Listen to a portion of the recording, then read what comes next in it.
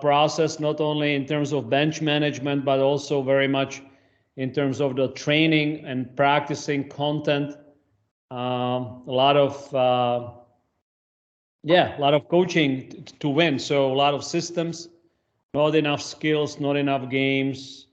So a big issue here in Czech Republic, and no surprise that we are behind as much as we are in terms of players for the NHL and developing players. Hal, have you got any observation related to the importance of behavioral coaching to achieve results versus outcome coaching? No, it's the same here. Hal, please introduce yourself. Sure. Carla and Thomas are two friends. Thomas and I have both coached Carla. She played with the national team, and they'd like to know a little bit about the people that are on here. I think they're familiar with everybody else, Mike Benelli as well. So Hal, introduce yourself, and then I'll hear what you have to say. Okay. Thank you. Hal Torres, I'm in Minnesota, the state of hockey, and been coaching boys hockey since 1970 something, and switched over to girls a couple of years ago. I've been very involved in the coaching education program at USA Hockey, dating back into the early 90s when it became mandatory. I've got a long blog, I've got lots of articles, I've got a lot of YouTube videos on skills that we did to help coaches. The Bukac family from Czech Republic, I've done some stuff with them. I don't know how they stand relative to the Federation, but they seem to be pretty skill oriented in their approach to the doing. I met Ludek at the World Championships in the Czech Republic during the IIHF, which maybe that's where I met Tom Malloy. I don't remember. So anyways, that's who I am. We have the same issues here. In fact, the program I was with last year, the coach's only goal was to win, and he trampled on a lot of the kids on the team. And he kind of picks his favorites when they're in 8th grade, and they get everything, and everybody else gets the crumbs along the way. I just think it's part of the culture, you know. And Wally in the United States and in Canada, both countries have 500,000 youth hockey players, or somewhere in that range. And I think, frankly, I can't speak for Canada, but I think for the U.S. that, you know, they just figure the cream will rise to the top regardless of what we do to them. And the only reason they got pretty excited about coach education is they now make $1 million a year for people paying for their online coaching certifications and so on and so forth. So, and I think that's an interesting question is, you know, how much development, you know, when you look at your top end players, how much of it is a development oriented route from beginning to end, and how much of it's just genetics and a natural affinity for playing hockey. A guy named Larry Hendrickson, he's up in northern Minnesota. Dave Hendrickson, his nephew's a coach on the Wild. I asked him one time how they produce so many great hockey players up in Virginia, Minnesota, with a population of, you know, nothing. And he says it's all in the genes. And if you look around, at least from Minnesota, the kids that are playing in the National Hockey League, most of them, their dads played in the National Hockey League, or were pretty. Alex Ovechkin's parents were world-class athletes. So, you know, I don't know where the right balance is. I prefer to coach the way we're talking about coaching, because I think, at least from my perspective, you know, hockey is just a classroom. It's just, you know, to teach so many other things to kids. And those that are good hockey players, that's terrific. The rest of them will move on, and they're going to be, you know, fathers and mothers and judges and lawyers and doctors and all those really great things. So hopefully they learn something playing hockey for us. Wally, you're muted, and I wasn't sure if Tomas and Carla. I'm not sure if they know Tim Taylor. Okay.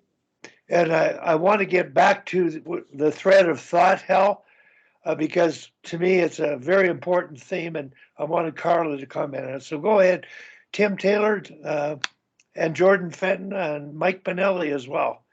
Go ahead. Let's introduce yourselves to Tomas. And Hi, Thomas. This is Tim Taylor. I'm a youth hockey coach here in the States. I've been on the Sharks calls for a few months now, and try to contribute when I can. Unfortunately, today I'm going to have to jump off shortly for another call, but glad to meet you and be involved with the group today.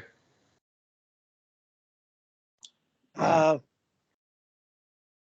Jordan, Tim. Jordan, are you available? Jordan, Yeah, I'm here, Wally. how are you Right. feeling after surgery yesterday?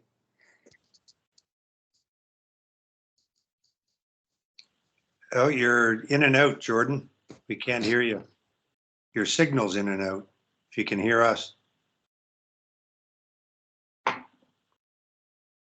Is he in the hospital, Wally? Do you know he might have? I don't think he's in. He might have got out. Okay, he's maybe not in a good spot in the house. So, Mike, maybe go ahead and introduce yourself to Carla and Thomas. Oh yeah, good morning. Mike Benelli. I'm here in New York, East Coast. Work with one of Hal's his disciples, I guess. I'm part of the coaching education program. Obviously, you've seen what he's done. Been involved with them for quite a while, actually. I coached basically every level, youth to college for a little bit, and then really in the last 35 years, just been around the East Coast building ice rinks. So a lot of twin pad facilities and building programs from scratch and trying to build community. And actually, I was late getting on the call. It's funny, how all the places that we all speak about have the same problems.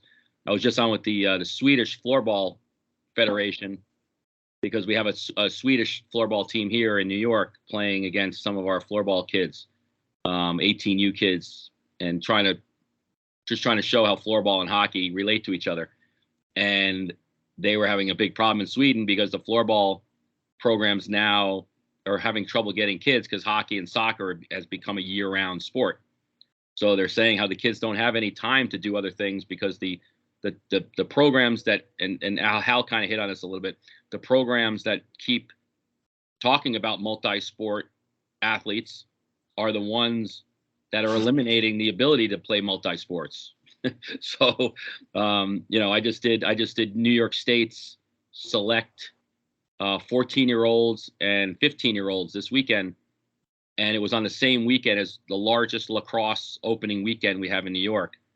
And kids have to make these choices. These great lacrosse players have to make choices to go to ice hockey to get seen for the national program and disappoint their lacrosse teams. And it's, I don't know what the answer is, but it's, but again, that's why this call, Thomas and Carla, it's more like a therapy for me. It's like a support call to remind me that it's not, that I'm not alone down here.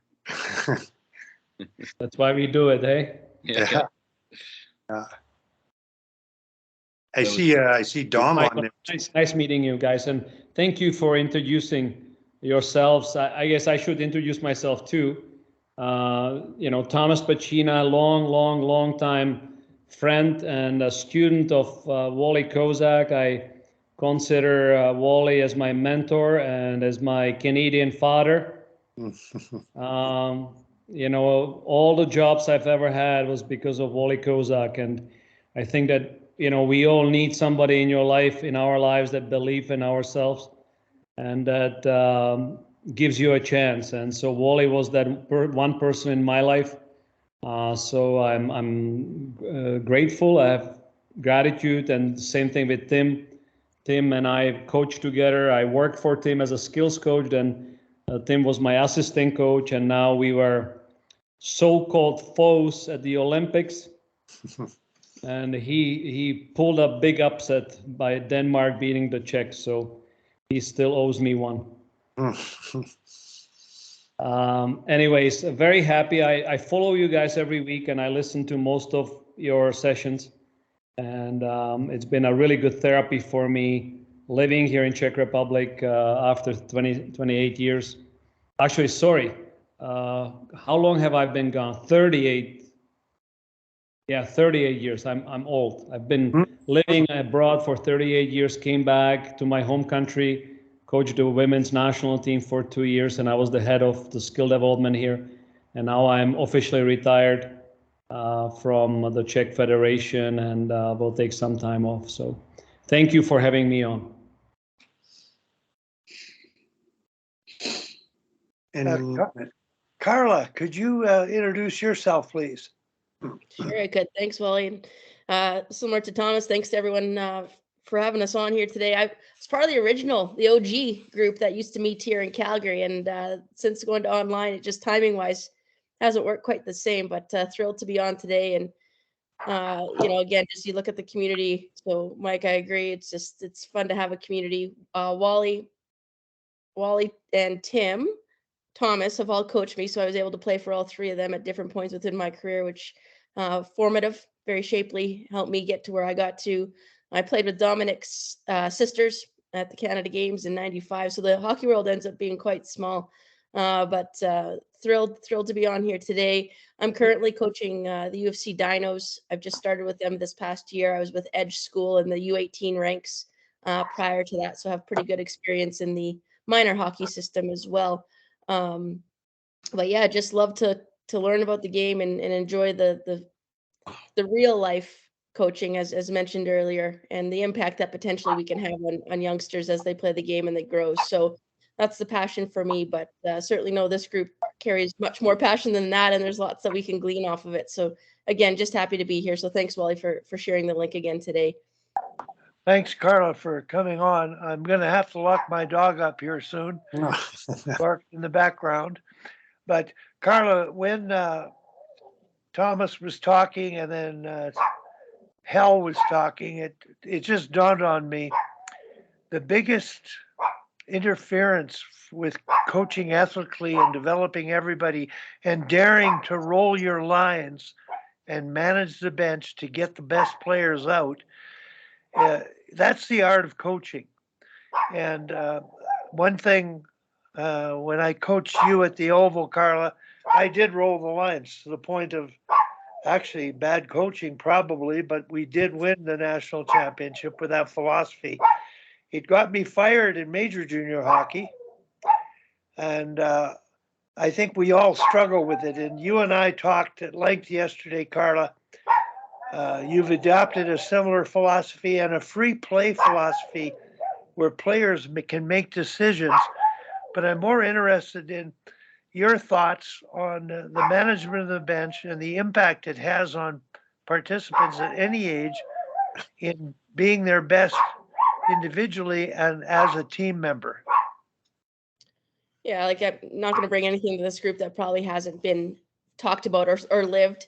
One of the unique things I always found is there seems to be this idea that it's either winning or development in the society. You're either coaching to win or you're coaching to develop. And I don't understand that. I think the coaches that I played for developed us to win, and that's what I look to do too. I think at the end of the day, especially when you're in the minor hockey world, like I always said to my group, I don't know what your role is going to be at the next level, so I need you to have a foundation in all of it.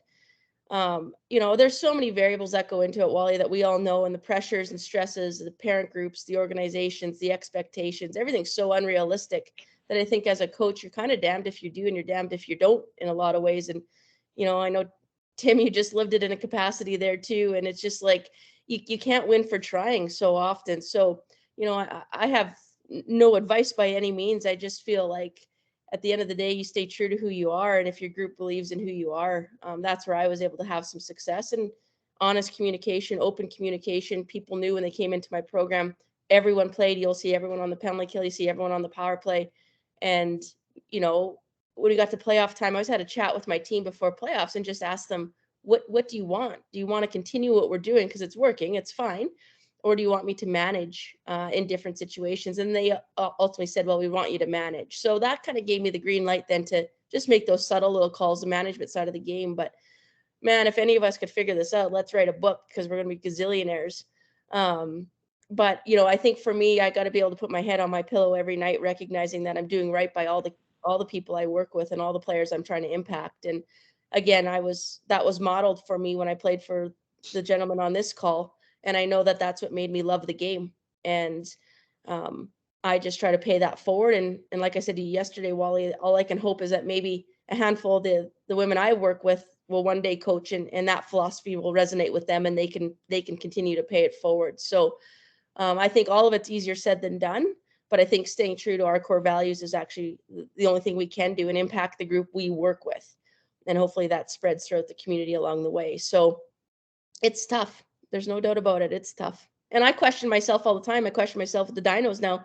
Do I need to match lines more? Do I need to manage? Like, I'm uncertain there. So, like, you can kind of figure out one way, and then you get to a different level and you start questioning yourself again. So I'm kind of in that phase right now. Yeah, I think Carla, hit the nail right on the head at the end and through the middle there, that it's and Hal mentioned this as well. It's like it's an age-old question, and it's a delicate balance. And some situations, if you just rolled through, you can be successful. If some situations you use 3 lines and 4D, you can be successful. We used the term before, resulting, and sort of evaluating or placing a value on your coaching because of the result. The end result, the win or the loss, is maybe a bit misdirected, but it's a difficult balance. There's big pressure, as we all know, and we're all saying, in this competitive world of ours, to be on top. Like Thomas said, if you're one of the bottom 3 teams in the Czech Republic and almost all the European leagues, you're dropping down a league, which nobody wants.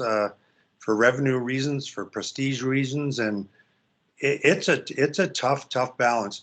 But Wally's focus largely is, and sort of at the developmental level, and wherever we put that line, whether it's U16, midget, AAA, and below, and everything else above is maybe a bit of a different animal, not entirely. But it's a tough question, and there's no question at the very youngest ages, I don't think in my mind, that there should be more of an inclusive, developmental, roll the lines attitude and let the kids enjoy the game. Wow. But I don't think you ever stop sort of wondering, did I make the right decision there? Or we lost and I did this, and we won and I did that. You have to consider all those things. But I think, again, lastly, I think you hit the nail on the head, Carla. You sort of establish a philosophy and a belief, and you stay true to that philosophy and belief. And then, you live with it. And I think the kids will end up buying in.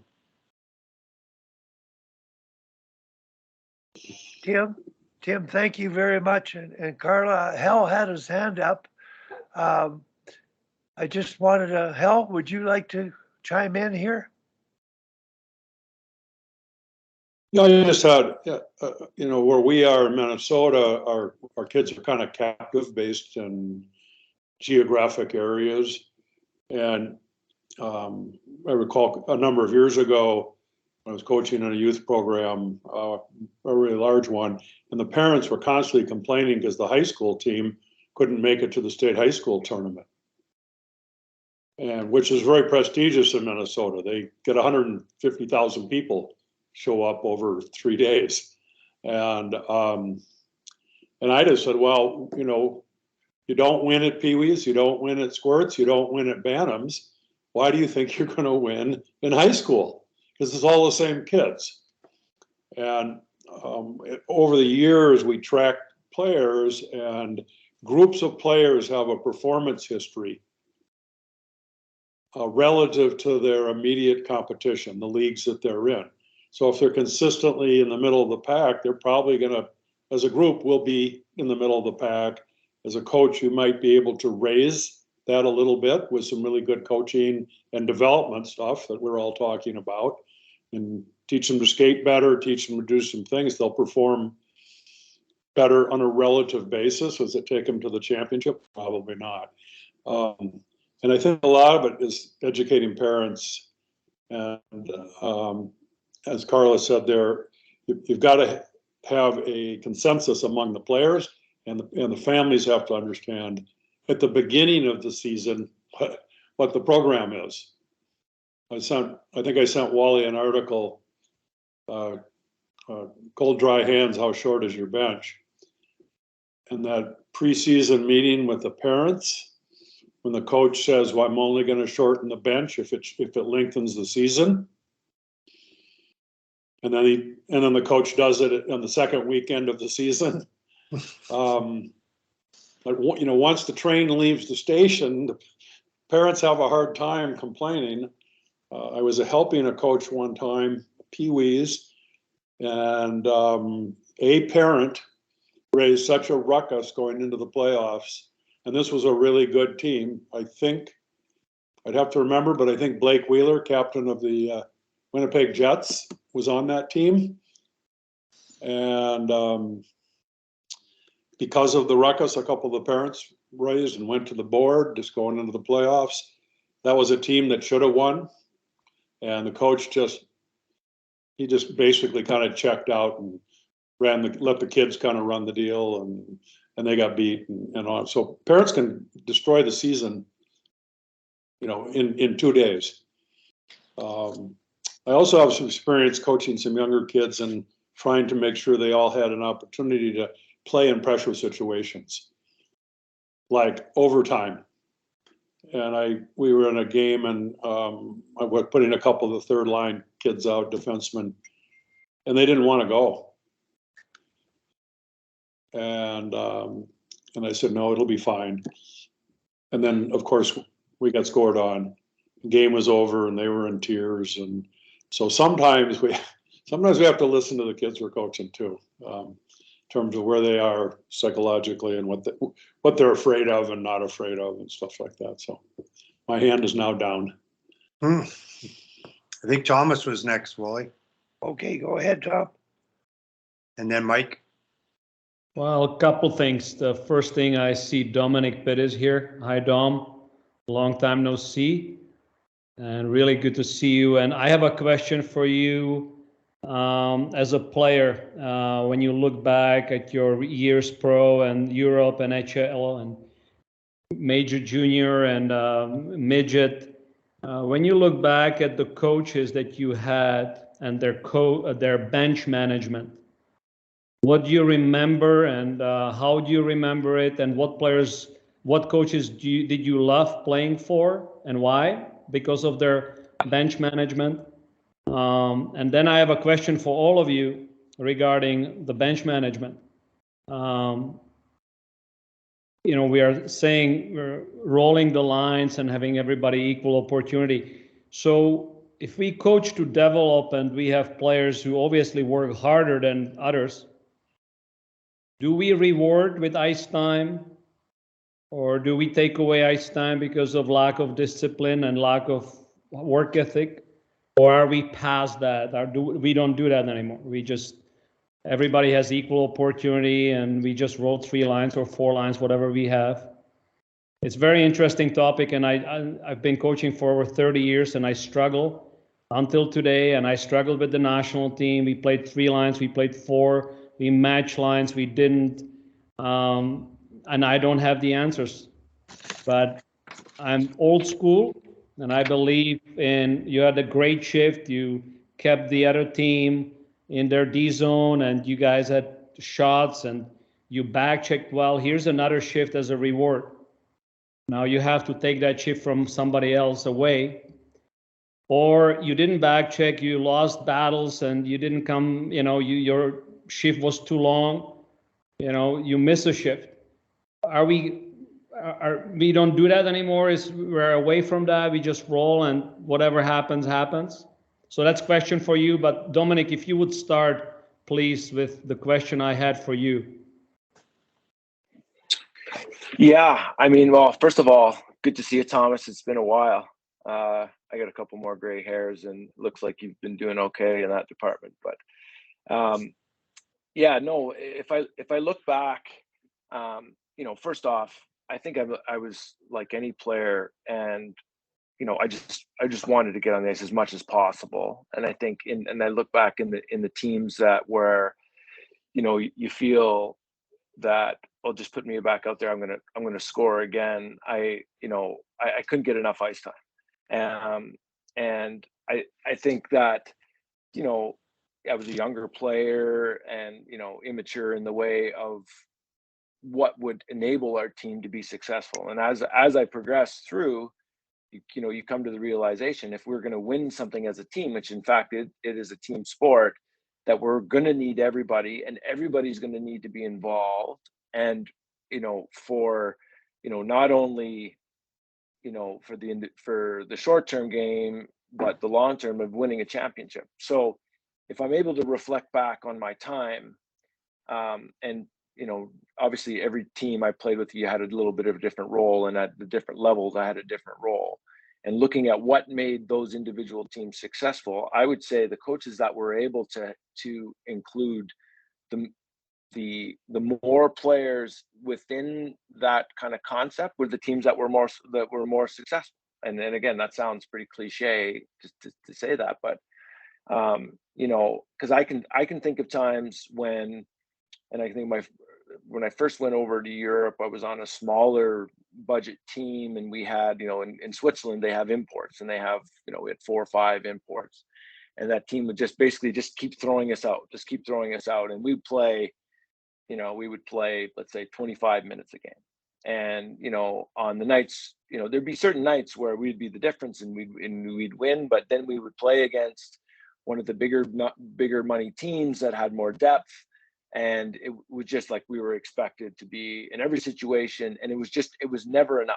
And I remember talking to a player, another import on the other team, and he was only playing, like if I played 25, 26 minutes, he was playing 18 minutes, and he was miserable. He was like, oh, I wish I could play as much as you. But his team won. His team literally won. And that conversation, I think about it quite often, because I'm like, here I am just wanting to win, and getting as much ice time as possible, like basically be able to do whatever you want, and just not having the mindset of whether it was the coaches just playing just a select few, and then here's this individual whose team ended up going on and winning a championship, and he's upset because he doesn't get like 4 or 5 minutes more. So from my perspective, I think, I guess it's just the way of my experience is that to be able to involve the majority of the player, and again, like it's, short term, if you run your horses, yeah, for sure, you're going to get short-term game. In at times, you're going to get short-term game. You're going to win those individual games, and maybe you'll go through a streak where you're successful. But I think over the long term, it's just the game has become so much of a 4-line game. And I apologize, the announcements are coming through, so I might have to mute because I've got the announcements coming through. But I'll just finish quickly here. I think you have to play a 4-line game and include everybody. So I'll let someone else take over. I have the announcements coming in. Yeah, if anyone wants to go ahead, just the question I asked all of you guys, really, your experience. Like, do we use bench management to teach work ethic, to teach, to stay on our philosophy, to fulfill the goals that we set? And if yes, then how do we do it? And so, yeah, go ahead, because I certainly don't have the answers. Yeah, I think you're next, Mike. Go ahead. Yeah, no, thanks. I was actually, I had another question about development first, fun and all that, but this is a great conversation because this is something we struggle with every day. And I think a lot of it, Thomas, too, for me, depends on what level I'm coaching. But I think one of my overriding philosophies for the families and the kids that I play for is that I always try to find a balance that every player believes they're going to play as much as possible, right? So they have to have the belief. So if there's players that are performing better because they work harder and they show up for practice and they do the extra work, those players are getting the benefit because they are doing those things. But I never want to pick a player and then say, well, no matter how hard you work and no matter what your effort is and no matter what you do, you're just not good enough to play for me. Then I don't want to pick that player. Then why have that player on my team? And I think that's why I try to, but if you make my team, you made it because I believe you are going to play. Now, is it going to be equal? Maybe it is old school, right? I don't even know it's old school. It's just, I don't believe that everyone gets the same chance just because they paid to play or they made a team. Because there are certain, it was so funny. My son came home the other day. He's a very, very good student. Came home from school with his partner, and he said, "Oh, I got a 90 on this project."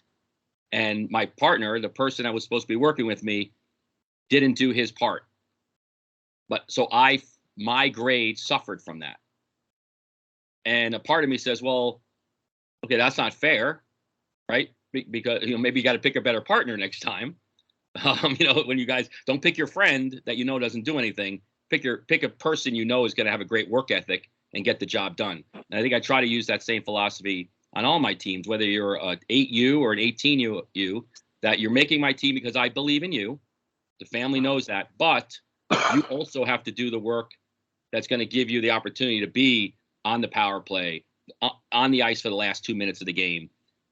And I do it all the time. I've had players that have come in that skill-wise, maybe they shouldn't be on the ice with 2 minutes left, but I believe they can succeed.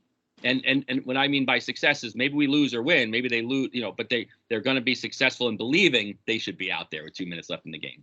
And I know, and for me at the youth level too, a lot of it's protecting the player because 12-year-olds are nasty, right? You got to protect the player by not putting them in a situation where they're going to fail just because it's their turn up, and they're going to get blamed in the locker room and blamed in the hallway and blamed by the parents of they're the ones that lost the game. So.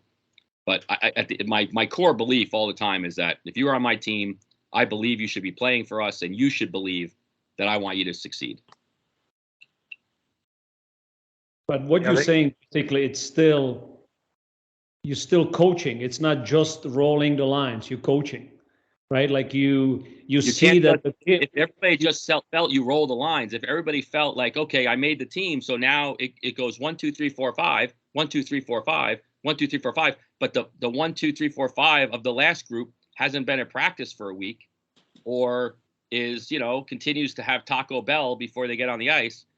That kid is not equal in their effort and their preparation, in my mind. I agree. Absolutely. Yeah. And I don't mean this as a 4-year-old. Like, this is not a 4-year-old. No, of course not. These are children that have the ability to understand preparation. And Absolutely. the kid that shows up 25 minutes before he's supposed to and does all his visualization techniques and then is on the ice and ready to go is different than the kid who is running around the hallway 5 minutes before he's supposed to go on the ice and doesn't really care to be there. But that's what comes back to what Hal was saying, that before the season starts, we have a plan. We explain the philosophy. This is our rules. This is the philosophy. This is our whatever, how we're going to prepare for the game. So that's what it comes down to. That's what Hal was talking about. Yeah. Yeah. And I think there certainly, it's a good point, Thomas. There's a difference, and it can be confusing in terms of how we use our languaging. There's a definite difference between rolling 4 lines or 6D and using 4 lines in 6D. And I think it's really important. I think mainly what we're saying, and I think Wally would agree, but he can speak with himself, is largely at the youth levels, you got to find a way to use all 4 lines if you got 4 lines. Use all your people. But I totally agree with your sentiment or the question, like absolutely, as Mike has said, you coach and you use ice time to support your team values. Yes. Yes. Yes. Absolutely. Yeah. Even if your overall mission is to use all 4 lines and to, largely find a role for everybody so they play all the time, and it's not always going to be totally equal, but use them all. But absolutely, you use ice time to reward a great shift or a kid that's worked his butt off at his or her butt off at practice all week. And it's like, yeah, man, maybe I should, it's good time to give them a little extra ice because, they're setting the example for the rest of the team that you want to reinforce. I think absolutely those are in the mix. And just a couple of comments. I was interested in Dom's sort of painting of the picture of him developing as a player to the point where he understood that really having everyone involved is a really, really good thing. And, most of us have seen the series on Michael Jordan and the Chicago Bulls. And I've read lots about, Phil Jackson and his approach. And it was a battle for Michael Jordan to learn what Dom learned, that, the whole thing with the triangle offense was they wanted the whole team involved. And Michael didn't want to give up that sort of power because he so much believed in himself to be able to get the job done, like Dom did when he was younger. But he came around and it worked out extremely well for both Michael and the Bulls. They embraced that triangle offense, which involved everybody in the game, and the results are show for themselves. And it was very interesting on this topic. On the Oilers-Kings game last night, they were talking about how a month ago, they kind of recognized, and I don't know exactly when the transition happened, but Draisaitl and McDavid's ice time has gone from 24, 25, 26 minutes a game. At the last stretch, they're like 7-2-1 in their last 10. Their last stretch of games, they're down to 18, 19 minutes a game. And they're winning games. And so they're desperate to get in the playoffs, and they're desperate to win, obviously. But there's a coaching recognition there that, yeah, maybe we will be better. Obviously using them a lot and maybe using them in critical situations more than other people, but finding roles for everybody on the team. And so, it is an age-old question, and skill for sure plays a role in winning, but so does being a relentlessly hardworking team and making it hard for the opponent. And almost every player can do that, and they control that, how hard they work on the back check, how hard they work in races and battles. And that was our whole focus with the Danish team, is to be hard to play against, because we knew we weren't going to be, no matter what we did, and we improved immensely in the skill department, we were never going to be as good as most of the teams we were playing skill-wise. But we could make it hard for other teams, and everybody could do that. And it's great for players to feel like, hey, I have some control over whether I get a little bit extra ice because he had a great shift, like you mentioned, Thomas, or I worked my butt off, or whatever it is.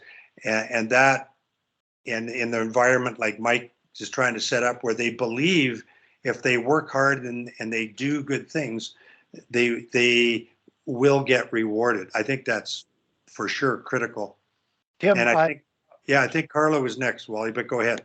Yeah, I wanted to mention, I see different hands being up. One of my concerns is that it turns into a male feedback session. And every time some of the women are on, their insights and their angle of thought is really worth considering. So I had actually texted Carla to share her thoughts because, guys, let's face it, we get talking and thinking, and I think what Carla can add in terms of her thoughts at this point in time would provide a perspective that we all need. Carla, go ahead. Oh, you're muted, Carla. There, I'll fix that. But I said the women on the call need to speak up if they want to have their voice heard. So that's the role we got to get better at. But no, and part of it, Wally, is just listening and learning. And I think that's the best part of this whole group is it's a group full of learners. It's intriguing. You can slice this thing 1,000 different ways. When Dominic was talking about his experience, and I feel that's what's happening to our game, is our game's becoming an individual sport, individual athlete kind of sport. I think that's highlighted through skill development. I think it's highlighted in, I saw a tweet today, hey, passing is a lost art. And I'm like, well, it's because in off season, people are on the ice on their own with a one-on-one coach, not moving the puck the same. And that's not painting every skilled coach with one brush. But I think in a world that is a team sport, we've really individualized our game. And I think that's hindered a lot of the greatness that comes from the game of hockey. And I think it trickles onto our benches too. I've played with some superstars in our game, and some were all about the team and some were all about themselves, and everyone brings a little bit different, and the impact is different. So, I hear Tomas and Tim, and I hear what they're saying about rewarding ice. I guess my natural wonder is there's only so much time, so many times you can double shift a player or get them to play at their max. And I'm more natural of the thought that I want my standards within the program. I want the expectation, to what Tim was saying, the expectation of being a relentless player to be owned by every player. And our top players then understand to play at that level for them, because it should be at a higher pace than our third and fourth lines. They can't go out every other shift. It doesn't give them the maximum success of their skill set and their impact in the game. So, I think it's different if you've got TV timeouts, and there's variables that can certainly give you opportunities to throw lines back out. But I find if you can keep a natural rhythm as a group, as a team of 4 lines, so again, not rolling, but playing your 4 lines to the level that is expected by everyone, then I find that's where my groups have had the most success. And, I sit and just like you guys, you sit and you watch these teams play their top end for exactly that, the McDavid numbers, and you don't win, and it's time and time and time again, yet people don't seem to want to make the adjustment. And I just think, are we coaching or are we not? And if we're coaching, we're taking those opportunities. Maybe somebody didn't have the right back check on that shift. Well, do they make that correction? And if they don't, I think, yeah, you're right, Thomas, you manage that wholeheartedly because you're trying to set a standard. But it is a moving target constantly. And that's why I appreciate, and that's why, Wally, lots of times I don't mind just listening, because I like to hear the philosophies of everyone, because I think it naturally makes me reflect on what I do and how I'm doing it. But I just believe in standards. I believe in the expectation that everyone plays to that same standard. We all do, I'm sure. But how do you motivate to get there? And I guess that's the question you're asking, Thomas, is how do you motivate to get there? Carla, right away question for you, because it just came to my mind. Do women perform better when they're happy? Humans perform better when they're happy. Yeah. So when you feel, like Wally put it in the side text there, like when you feel valued and you feel part of it, it's really important. But people, you have to truly understand inside, are you wanting to win as a team, or do you want glory as an individual? It's the same as a coach. Are you trying to get the best out of all your players? Or are you trying to win for the glory of whatever comes with that? And I think as a player, it's the same. But everyone's definition of happiness, Thomas, is different. And that's where all that team building and team identity and standard and all that helps at least get people walking in the same direction. But but there's always roughage, always roughage. I was fortunate when I played. I pretty much every coach I played for, we had a depth on our team that the team just played, and everyone played. But yeah, I think it's the $1 million question always, which makes the game fun. Go ahead, Hal. I think you were next. Hi, thanks. I have to leave shortly to take my dog to the vet. He had ACL surgery and now he has to have a checkup. But great comments, everybody. I was just wanted to share a couple things. Because when I was coaching high school hockey for a long time, you have that full range of skill sets. You got, if you look at your depth chart from the top to the bottom and forwards, top to bottom and D. And I would tell my assistant coaches, I'd say, we'd look at every player and say, are they playing to the about the best of their ability with the skills that they bring to the game every day? Okay, some of them don't skate so great, but they can do other things and so on and so forth. And my philosophy was, and still is, if I get that out of a kid, why would I punish him? Now that kid understands he's not going to get, or she's not going to get quite so much ice time. I also believe I never have a player in the bench that won't play in the game, because it's just not a good situation unless they're being punished or something, a disciplinary thing. But other than that, if they're on the bench, they will get in for some playing time. And again, I'm talking high school or bantam age kids. We don't run 4 lines here very often. Our youth teams run 3 with 17 players on the roster. Nobody rosters 20. And even with that, it's hard that 5th or 6th defenseman, sometimes not quite so good. The other thing is, and I think Carla maybe mentioned it, or maybe you did, Thomas, every kid can back check, every kid can block shots, every kid can do things besides score goals. And all you have to do is go through even at the highest levels of hockey and see who's scoring all the goals. It's 2 or 3 guys on every team, 2 or 3 gals on women's team. So what do the rest of the kids got to do? How do they contribute? And we have a lot of conversations with players about how they can contribute and how important they are to the effort of the team and the overall team success. And then I think as coaches, we have to point those things out to the team. We have to mention the kid to block 3 shots. How important it is. 8 block shots saves a goal against, right? And so we set up those types of conversations that highlight the importance of the less visible kids like Kaprizov or guys like that show up and win the game at the end. But they can't show up and win the game at the end if the other guys aren't doing their job at the other end. So anyways, I got to run. I love this. It's a great thing for me also as I move forward with my coaching career. And I look forward to seeing you all next week. And Thomas, Czech Republic, had a great time there. It's so for the World Championships. I can't remember when it was, but we sure had a fun time. So anyways, see you guys next week. Appreciate it. Good to see you, Hal. Dominic, your speaker, Dom. Yeah, no, I see that. Thanks.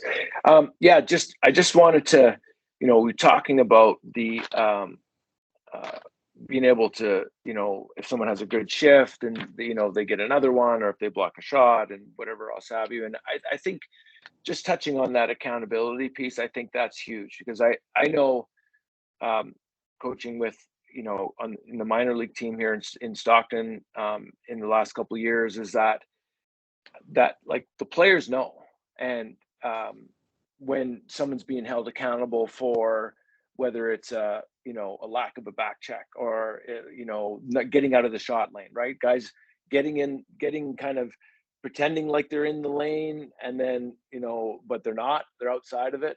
And I think that was one of the lessons I learned as a young coach, is that, and I can't remember, one of my coaches that said it, is that the real conversation starts when you leave the room. And it might have been said on this call. And so, players will tell you for the most part what you want to hear, but when you actually leave and the real conversation starts, then, if you haven't, because players can't decide who plays and who doesn't play. But I think, like, your job is one of the most important ones, is to recognize when there's somebody that isn't in the shot lane, or isn't,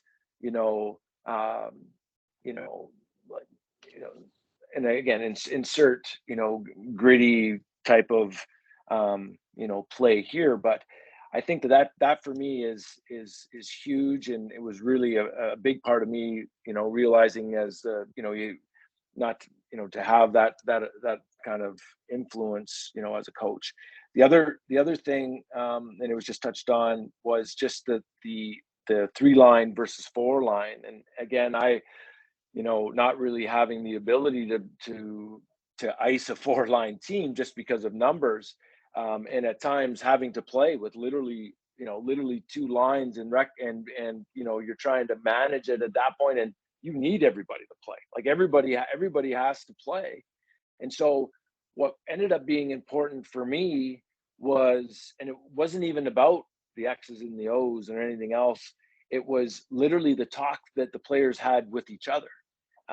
And that ended up really being a primary focus during the year, is that, and again, you can hear previous coaches in the messaging that they had to their players, and we got to get it out, or that puck has to go in deep, or pass the puck, or whatever else have you. So that was interesting to me, because realistically, like, I couldn't sit somebody, because literally it was impossible on 2 lines. So it ended up being, management on that side. On the flip side, we would have some games where we had 4 lines, because we were double rostering players, and it was a near impossibility to try to get everybody involved and keep everybody quasi happy. So from my perspective, 3 lines, at least at my level now, it's not 20-minute games. They're 17-minute periods. The periods are shorter and whatever else have you. But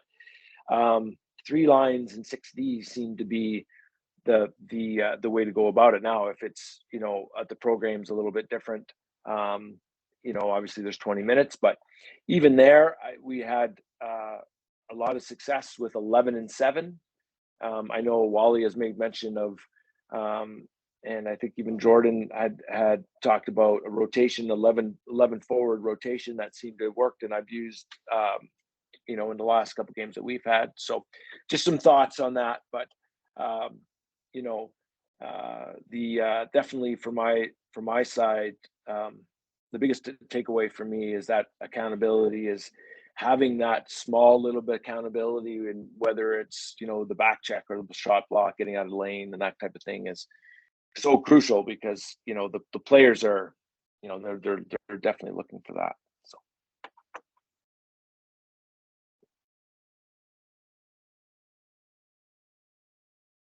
Wally, you're muted there, Wally.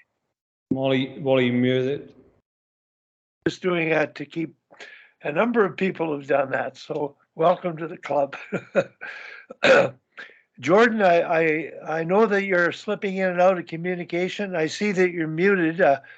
I've spent this season staying close to Jordan, evaluating for his HP1, and watching his midget girls win the midget AA championship, U18 in Alberta. And everything we are talking about, he has lived since, for the past 5 years. He's gone through it, and I think this year he's come to understand the extent to which everyone feeling valued affects their performance. So, Jordan, just feel free to tell your tale and your story to the group. Thank you. I don't know that my audio is good enough, Wally, where I am. It's I good. can. It's good for me. Okay. Well, I've been on and off of this call, so I'm not quite sure where you were left off. But yeah, I had the opportunity this year to work with U18 AA female team out of Calgary here, and it was a crew that I kind of fell into last minute. And so when we went into camp, I just did something that I didn't know that I would ever have the ability to do, and that was basically draft a team primarily on character.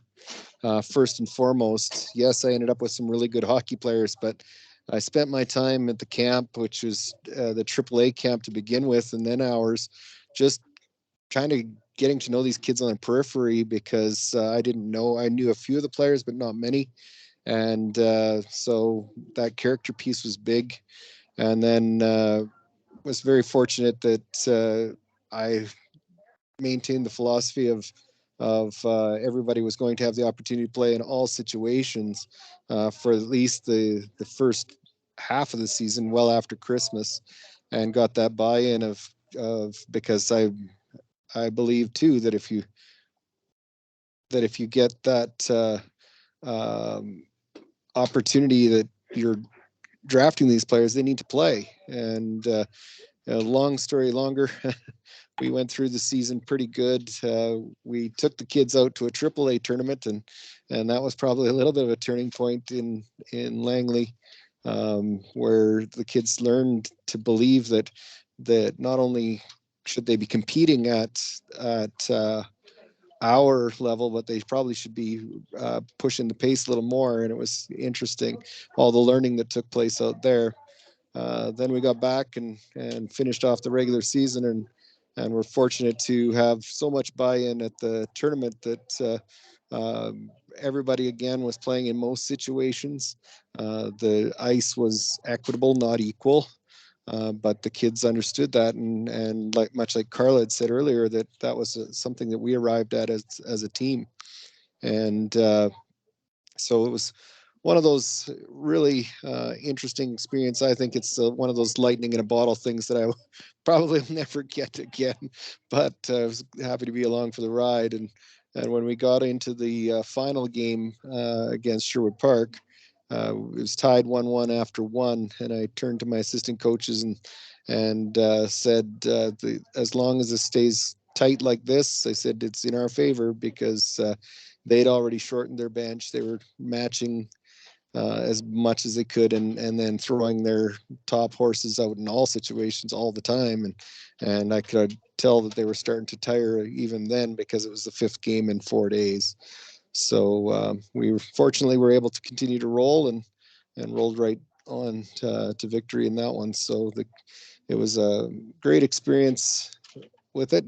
I'm not going to say that it wasn't without some pushback from parents early on, because again, you've got some of those. Well, I had one parent that decided to send me an email suggesting line combinations, and he had a scouting report for every one of my forwards.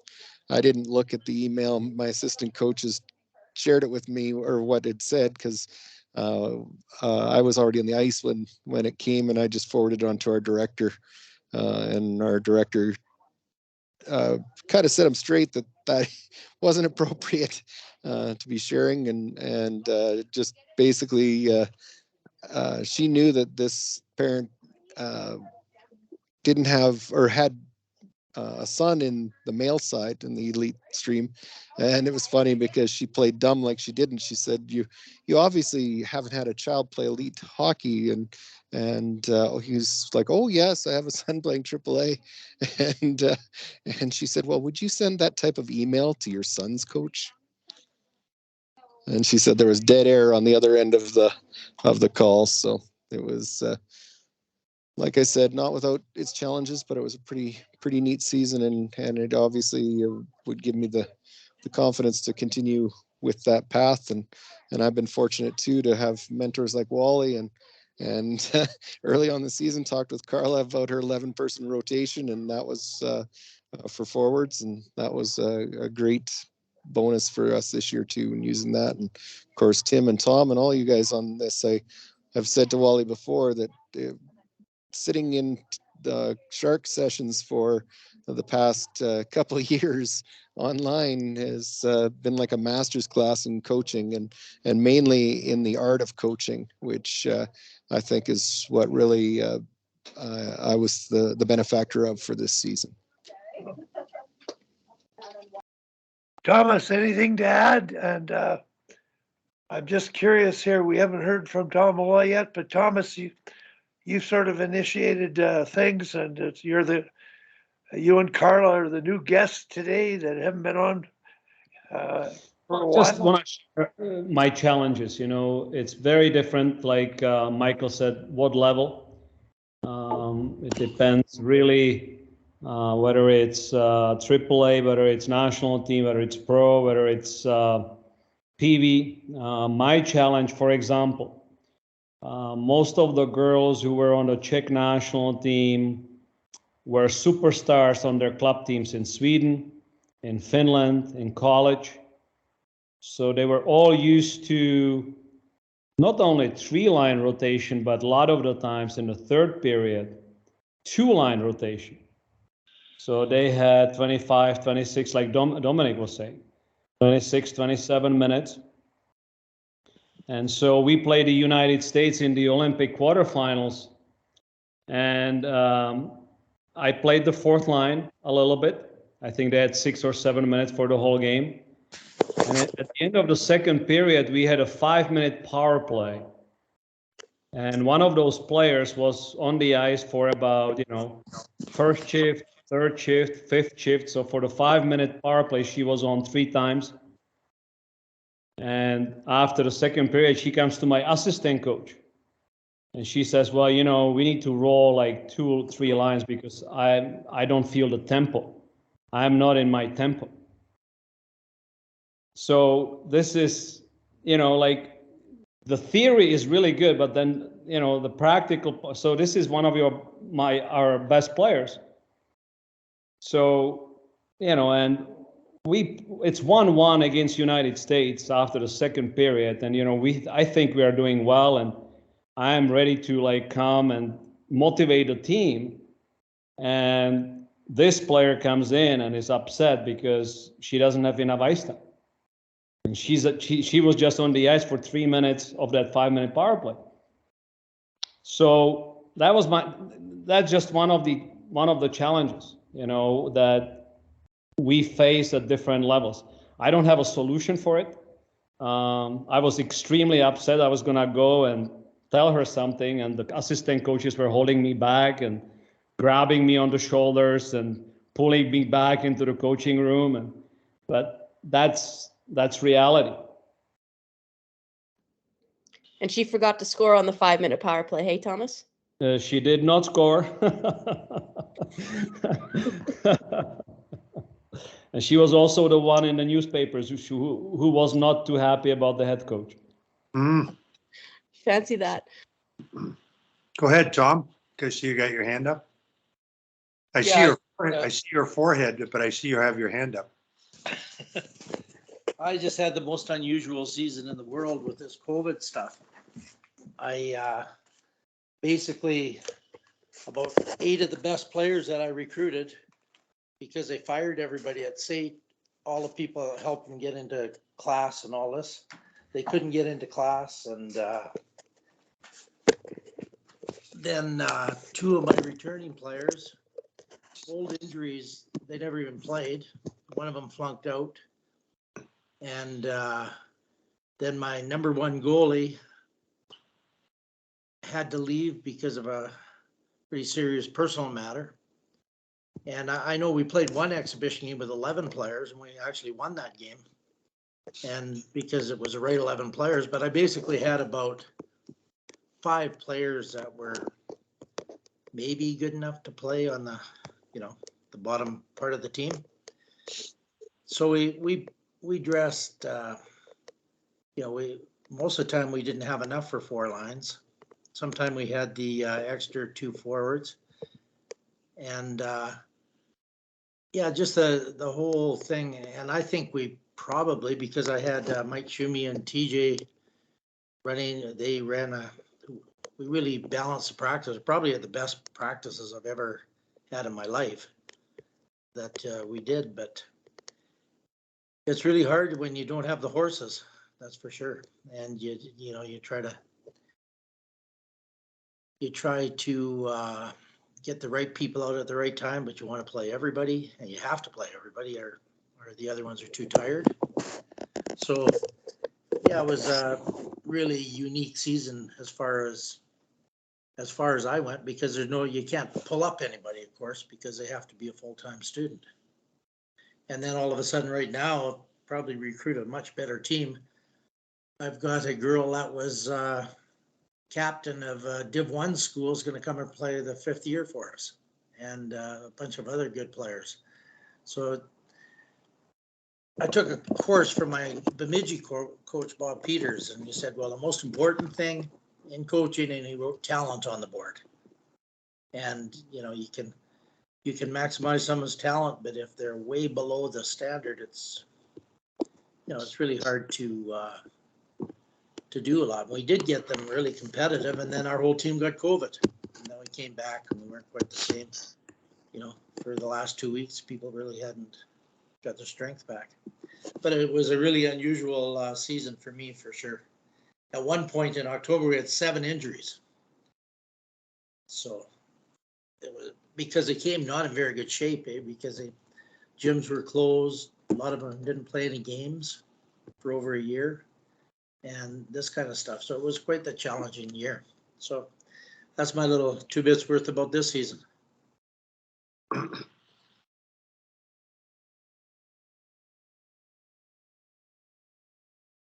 I have a question for Carla. Are you Ready. there, Carla? Yeah. I'm ready. So in all your years of playing with the national team, and correct me if I'm wrong, Team Canada usually ran 4 lines, correct? In my playing days, 100% correct. And the US did not. Not the same. No. Not the same. Have you as players talked about that? How are you guys feeling 4 lines, and what was the when the coach left and the real conversation began? What was the conversation about 4 lines, and what did the girls feel like? Did they feel like you guys can get more out of the team by sometimes running 2 or 3 lines and or not, or you guys believe, hey, no, we're gonna go with 4 and that's the way we do it and we'll win? What was the whole, from a player perspective, how did you experience it? Well, I think in some capacity as a defenseman, it's a unique experience. We kind of dissociate from the forwards in that entity, and this conversation really more times than not is forward based.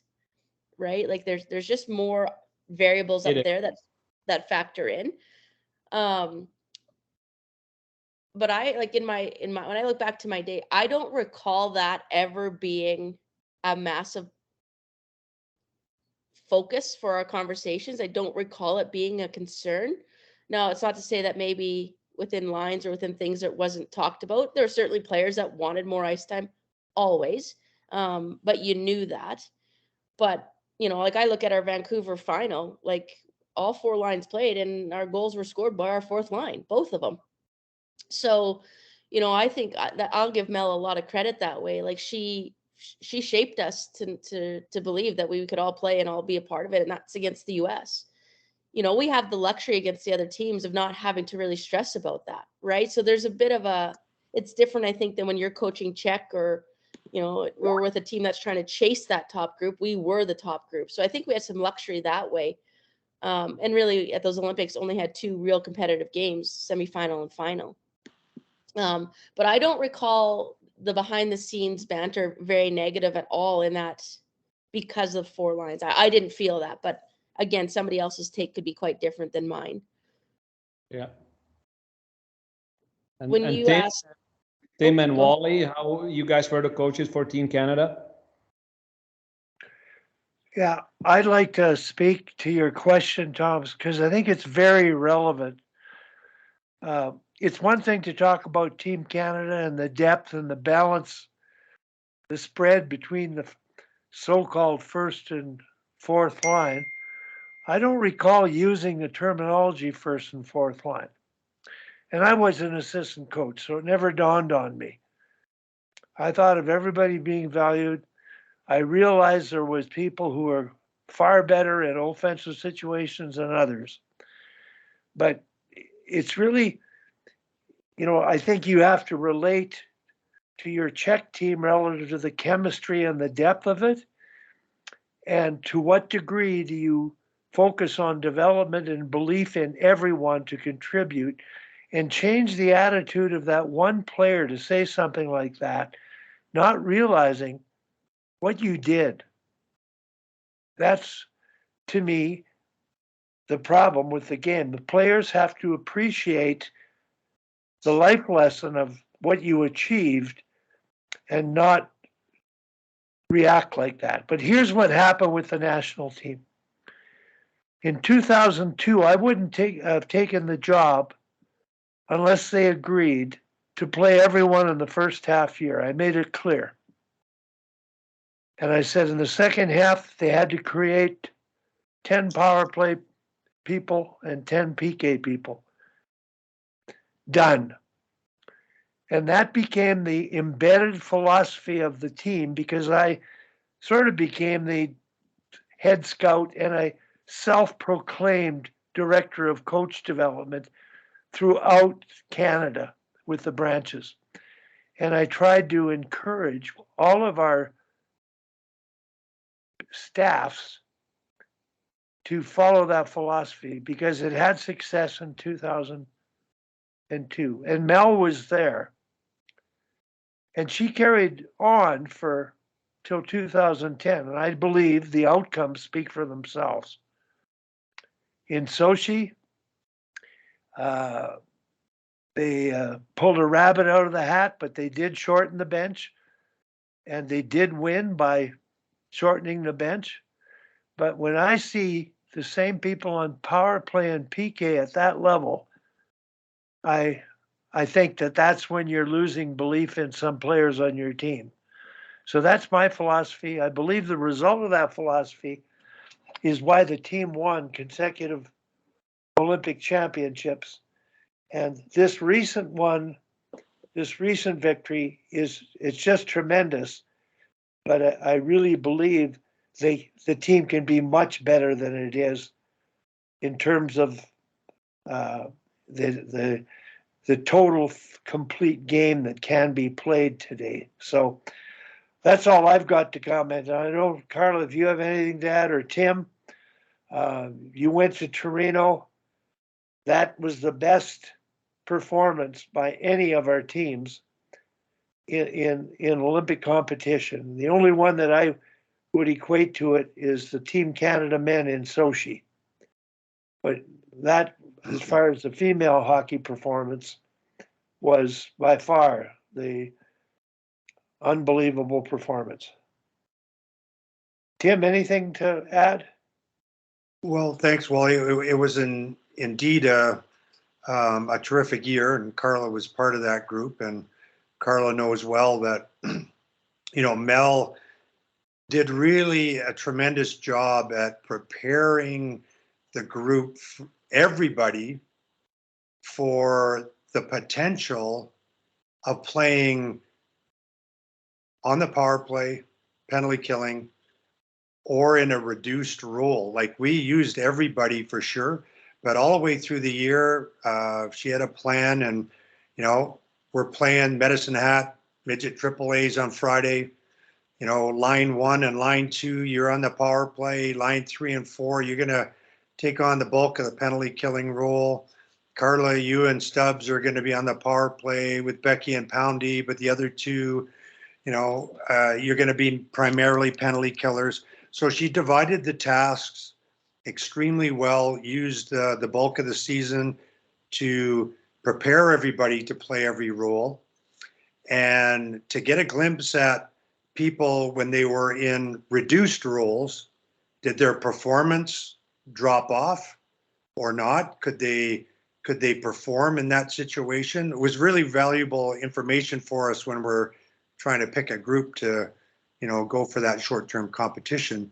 So it's kind of that philosophy that you espouse, Wally, that really, for all developmental teams like midget AAA and below, you really, for the player's own individual sake and for the team's overall collective well-being, it's really helpful and useful to prepare people and help them feel comfortable in case they need to go in on the power play at some point. You have an injury, you have a couple of penalties where you don't have a couple of your best people. Like you really don't want as a team to have to throw Carla out in the power play if Carla has never seen the power play and never practiced it at practice, and she's not really even comfortable being out there, even if she wants to be out there. You want her to be comfortable. You want to provide her an environment where she feels like she can be successful. So of course you need to manage your bench and everything.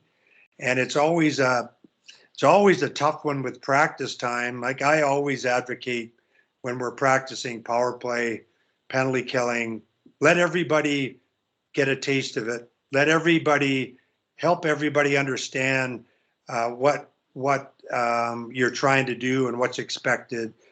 Because, even if it's not your philosophy, you absolutely need your 2 or 3 or 4 best forwards killing penalties in some situations. Even if that's not your philosophy, it could be forced on you by the dynamics of the game. You don't want your 2 best forwards sitting on the bench for, like the U.S., like in Thomas's situation, 5-minute major in a critical game. You don't want your 2 best forwards sitting on the bench for the last 5 minutes of the second period, then 15, 18 minutes in the intermission.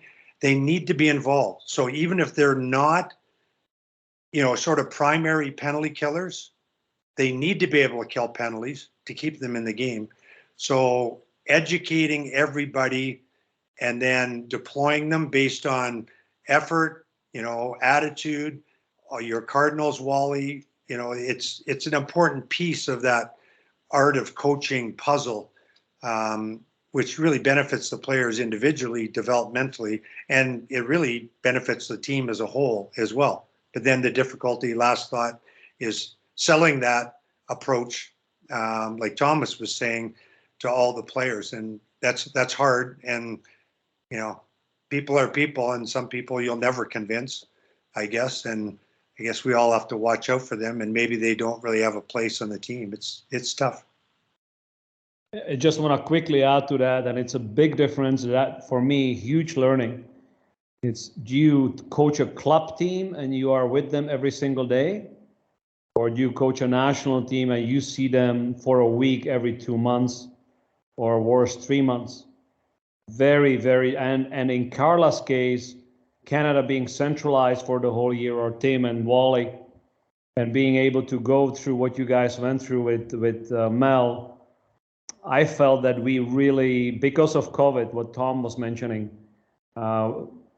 we really missed that exhibition game season, and everybody did. It's not an excuse, but especially in those cases, to prepare the team mentally, what you expect from them and how it feels actually. One thing is to talk about it, but how it actually feels when the plan comes to fruition during the game. Okay, here I'm on penalty kill, here I'm a 4th line, here I play a lot.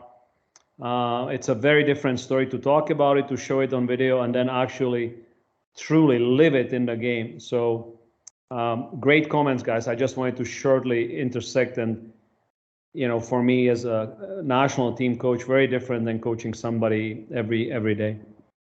Yeah, it really is, Thomas, a different challenge when we know we each saw our own groups for maybe a week or 10 days, couple, 3-4 times a year sort of thing.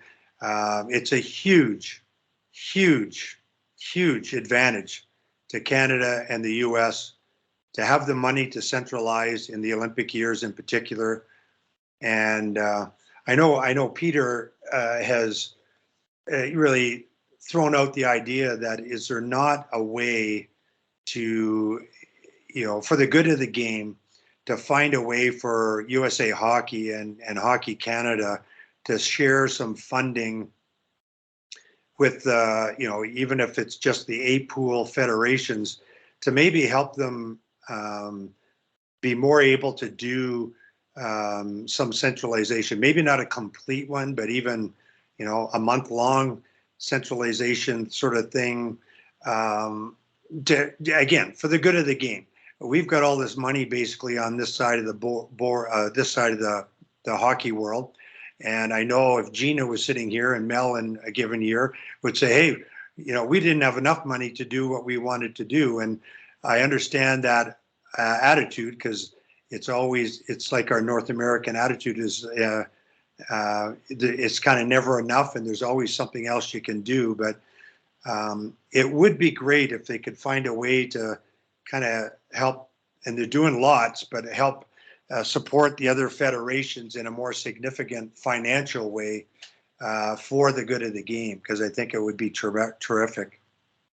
It was definitely a real struggle with Denmark for sure, and the federation deserves a lot of credit for, going way, way, way above and beyond what they've done, particularly for the female team in our time there, and it really benefited us in a huge way, a really huge way, even though again it's never enough. So it is a real challenge, real challenge.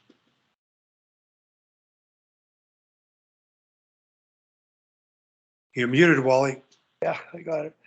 Anyone else got any comments? Great thoughts, Tim. I don't know that society's ready to share funding for the good of society and the good of the game, but it's a brilliant concept. And I think the bottom line is everyone's philosophy.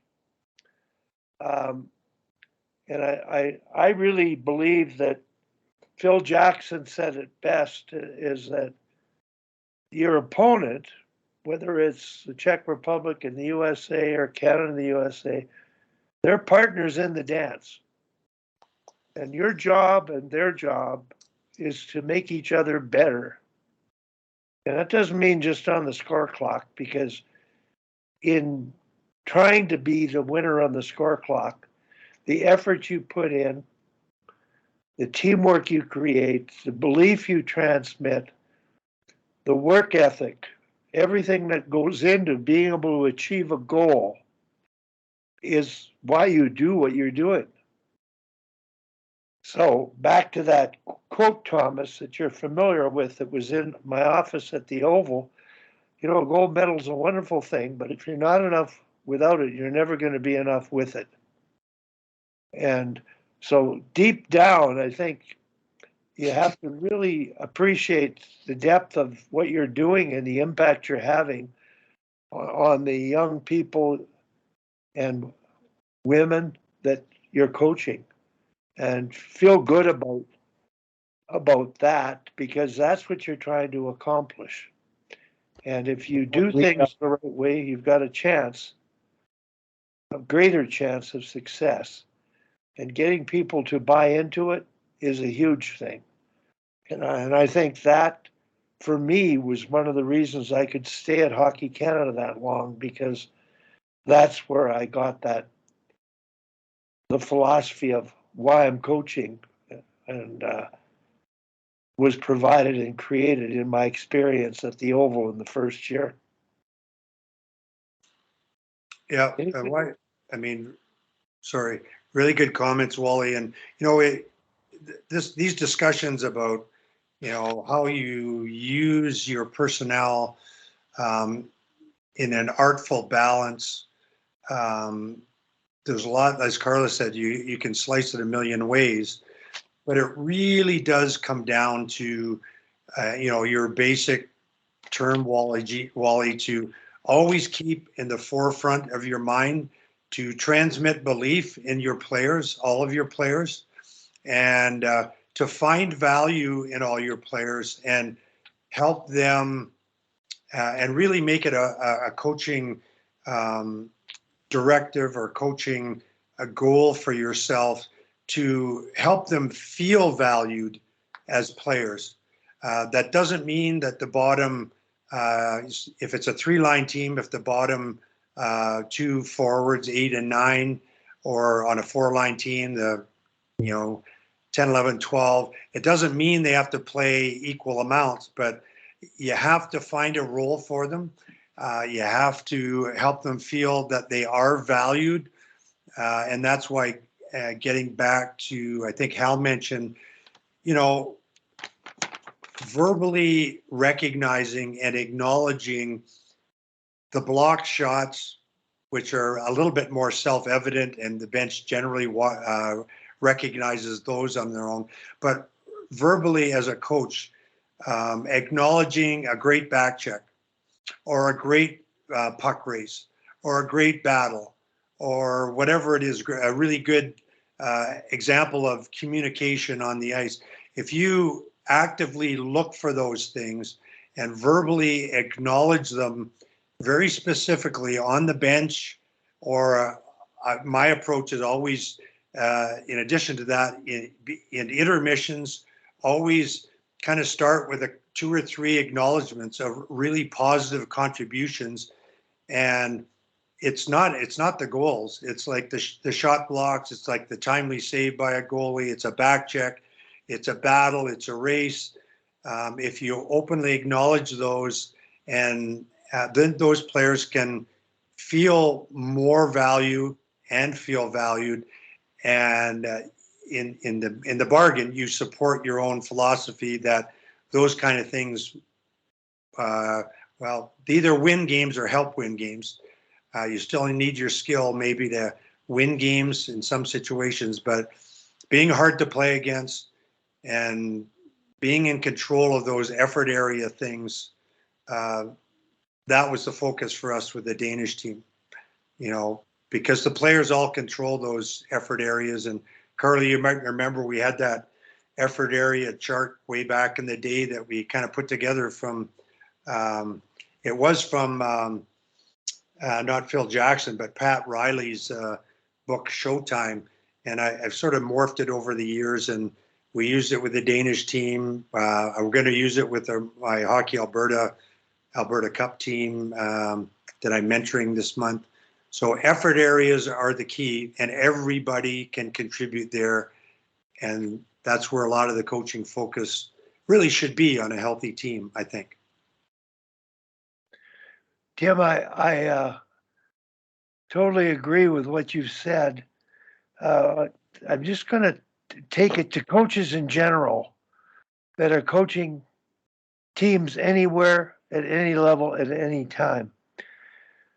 The feedback on being able to point out the specific of, you brought up the players who might not be your stars, your 3rd, 4th line shot blockers.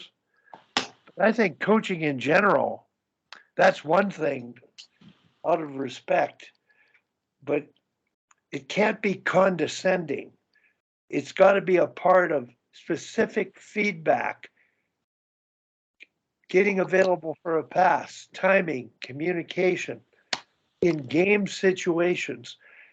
And I'm not sure who it was I talked to, but when their players on their bench, and I think it was Carla, starts saying those specific things on the bench, they're coaching. And I think, Carla, what you created at the Edge was a culture where everybody believed, and then you provided the specific feedback and allowed them to play with a degree of freedom in decision making that was pretty awesome for the results you got there.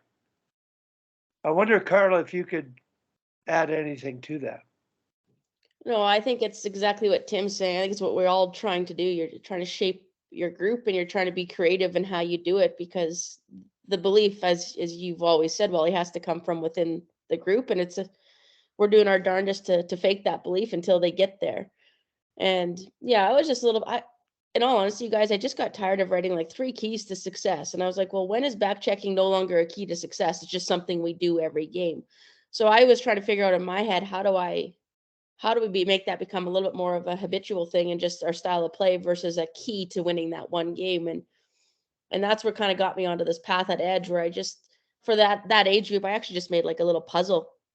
And, I had the word back pressure on it, had different pieces to the puzzle, kind of the traits that we thought were important.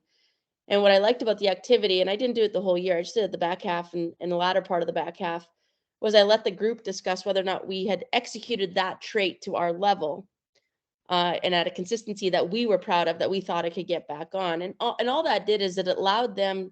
So Thomas, you think about that conversation afterwards, it had them looking through the lens that I thought, and we thought maybe collectively, was a healthier lens to look at the game through.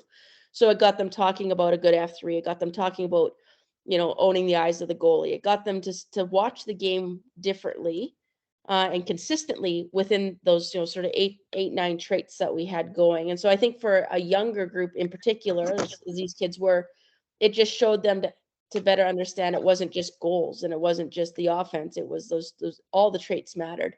So, I've shared that sort of activity with a lot of coaches that are in the minor hockey ranks, because I think there's a value there, a teaching component, so they learn the game a little bit differently. But the point that I'm kind of hung up in my brain, Wally, is just when I think of the national team, and kind of to Thomas's question there, like, it crushes me, Thomas, that you're in a 1-1 hockey game and that's the energy that's being brought into your room by a player. And that's the challenge in the game I think we all face, is how I don't understand how, like, so many teams self-inflict harm on them, and I don't get it. And I don't know the answer, but that's what I've been thinking about on the couch here, Thomas, is just like, how does that happen? Like, you're at the biggest game of your career in a great opportunity, and we choose to go negative. And that's the side of I think the challenge on national teams is the ego side. And I know I complained a lot when I was on the national team. So I am definitely not throwing stones at this player. When we can get that out of the game, I think it's going to be magical. So sorry that I detoured there, Wally. That's just where my brain's been for the last little bit after that short snippet with Thomas. Well, Carla, you made me think of a book title, Ego is the Enemy. And that's a perfect example of it, that player in that situation that would think of themselves after really what they achieved was remarkable. So, down the road here, I've talked to Thomas at length about coming on, and Thomas has worked with Daryl Belfry, and Daryl's helped a bit with Thomas and the team, the Czech Republic, and experimenting with different things in a unique way. And the way Thomas's team played was remarkable. And I think everybody with hockey knowledge appreciates how the team played. And it has to do with the way Thomas coached and allowed players to play and possess the puck and do things with it without fear. So Thomas mentioned when he's up to it, might be next week or the week after, putting a little video together of his choosing to talk about how he approached the team and how he made some of those things happen. It would just be remarkable for us to have that opportunity. So, Carla, your experience at the U of C and what you're learning there, that's another story down the road. And I just think it's just so great to having both of you on. Now, Tim, your hand's up. Go ahead. Yeah, thanks, Wally. I just wanted to echo those sentiments. Like, Thomas from afar, like I know a lot of hockey people were really, really impressed with the level of play of your Czech team. Did a tremendous job. And it's really the cruelest of ironies that you were so close twice, both in the World Championship. You really should have beaten Finland and gotten to the semifinals. And really a cruel irony that you got so close against the U.S. in Beijing and managed to score on yourself both times through just bad coaching, Thomas, to coach your team to scoring yourself at critical times. But hockey and life can be that way, where it kicks you in the teeth. And we always used to talk with the Danish girls when we had not quite as cruel a fate bestowed on us, but the hockey gods challenge you as coaches and teams at times with heartbreaking disappointment. And those hockey gods want to find out if the team is up to pushing through those challenges and eventually breaking through. And it's really heartbreaking for me to know that you won't be there when that happens. I still see it as a great possibility in the near future where they will break through. And I don't know if I shared this with you. I don't think so, but it was interesting. And psychology is so important, as we all know. But I think it was the day before the U.S. game, maybe 2 days before, I bumped into Elena, and one of the other players. Wasn't sure who it was, and I know Elena well, as you know. And I said, "Hey, good luck against the U.S.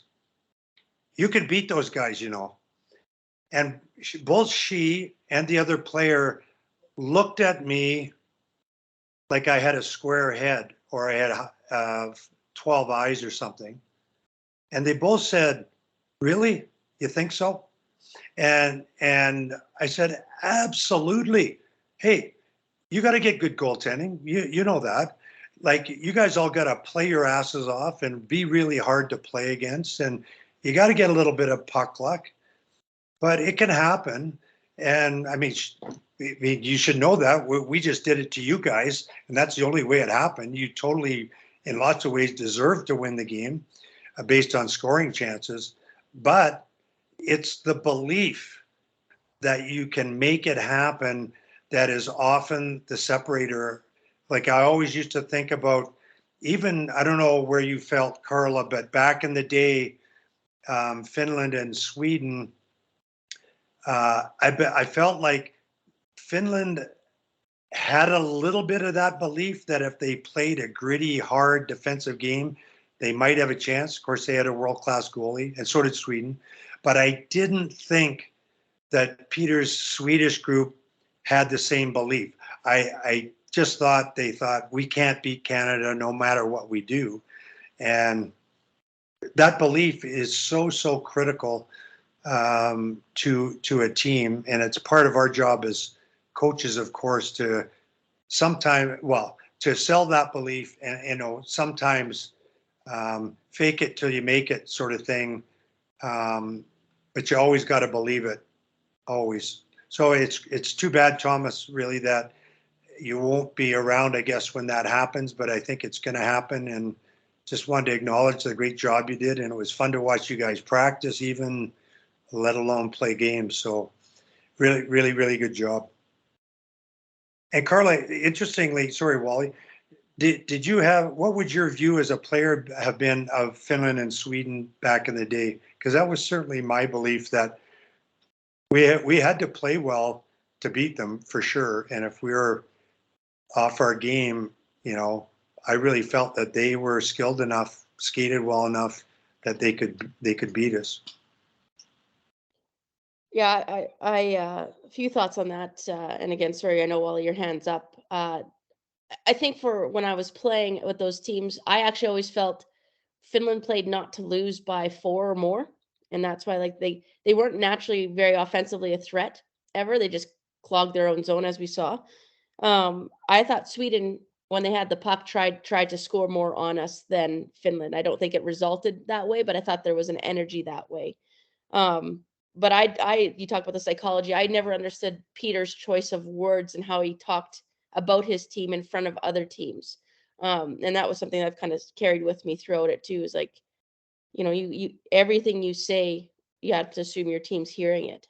And Peter always admired Canada and the US a little too much, in my opinion, as the coach of another team. But I always had respect for both of those teams. I think they both had huge talent levels, but I never felt Finland. I like watching them now. I think they try to win a little bit more now than they did back in our day, where they kind of just try to hold on to not lose by a lot, is what I naturally felt. I don't know if that's what you saw, Tim, but that's what I felt.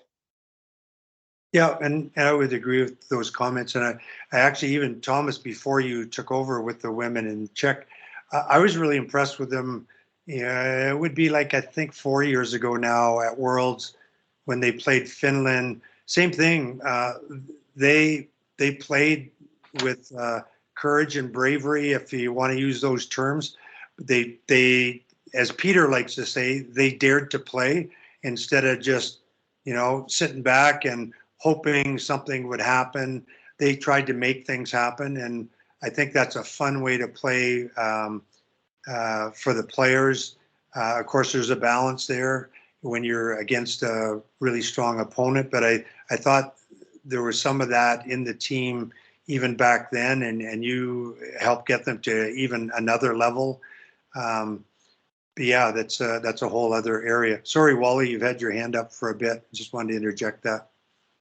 No, I'm really glad both you and Carla got to speak on that, because it's my question was Thomas, and it came up yesterday.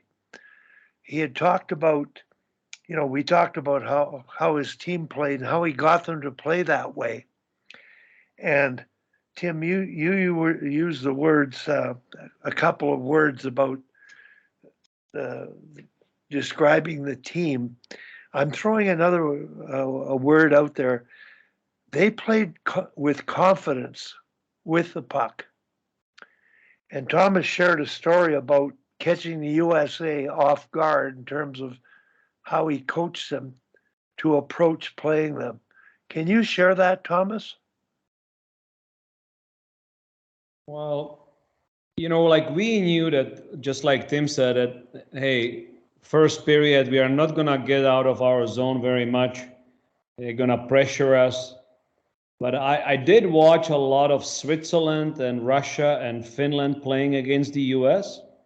And basically what it is, the US has the puck all the time. They pressure. And when the teams get the puck, they dump it out, they throw it out, they chip it out.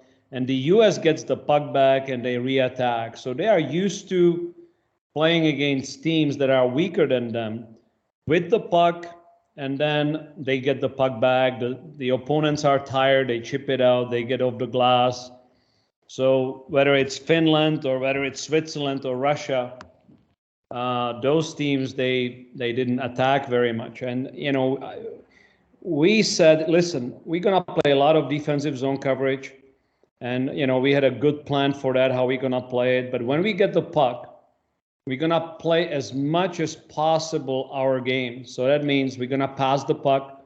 We're going to exit the zone with possession. We're going to enter the zone, their zone with possession. If we don't see a clear chance to enter the zone, we're going to turn back and pass it back to our D. If we can change when we have the puck, we'll change with as much as of our philosophy as possible. We're going to do it. And I think to a certain point, we succeeded with that, and the US was not used to it. And as much as the shot differential was huge, and as much they spent a lot of time in our zone, when we got the puck, we didn't behave the same way most teams do in the same situation. And that is to get rid of the puck again, to get it out, to get a change, to chip out. We wanted to play with the puck, and we wanted them to chase us. We wanted them to forecheck us. We wanted, just play as much as possible our game. That was it. And I think to a certain extent, that was successful. I'm sorry I didn't get to actually see the game, Thomas, because we were flying back to on our way back to Copenhagen. But it was pretty exciting. We got to Helsinki, I think, and saw the line score, and it was deep into the game, and it was a 1-goal game, and I was like, yeah, I've been meaning to go back and watch it actually, but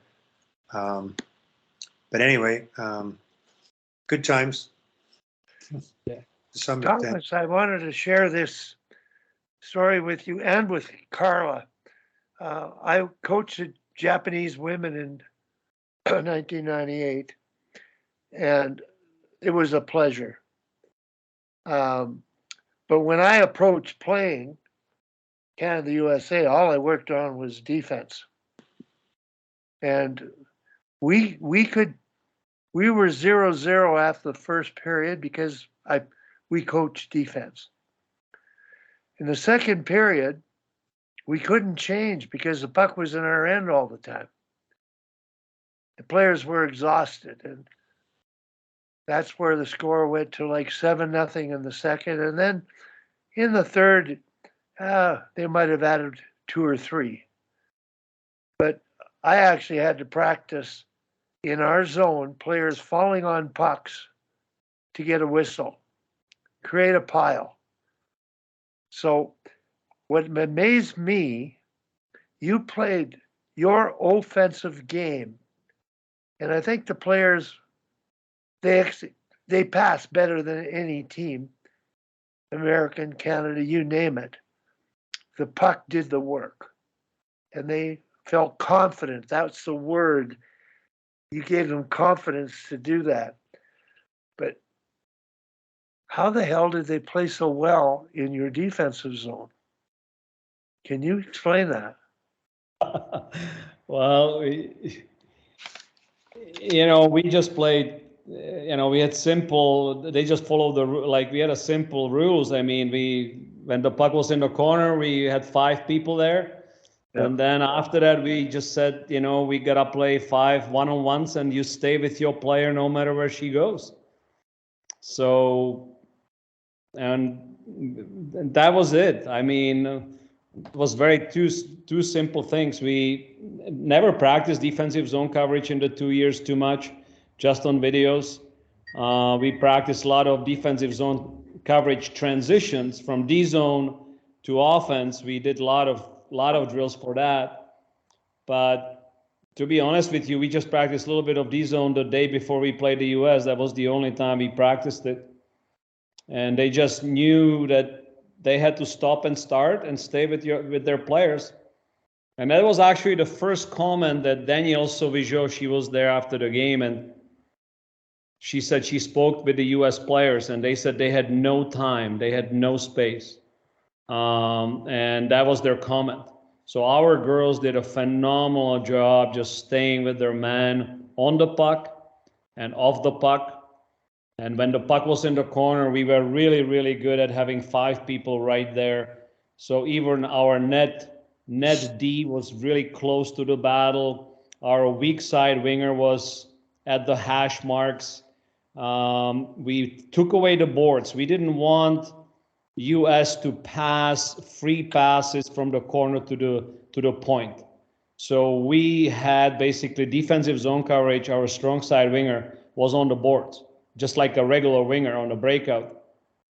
We wanted to take that away right away. So that was it, like no secret really.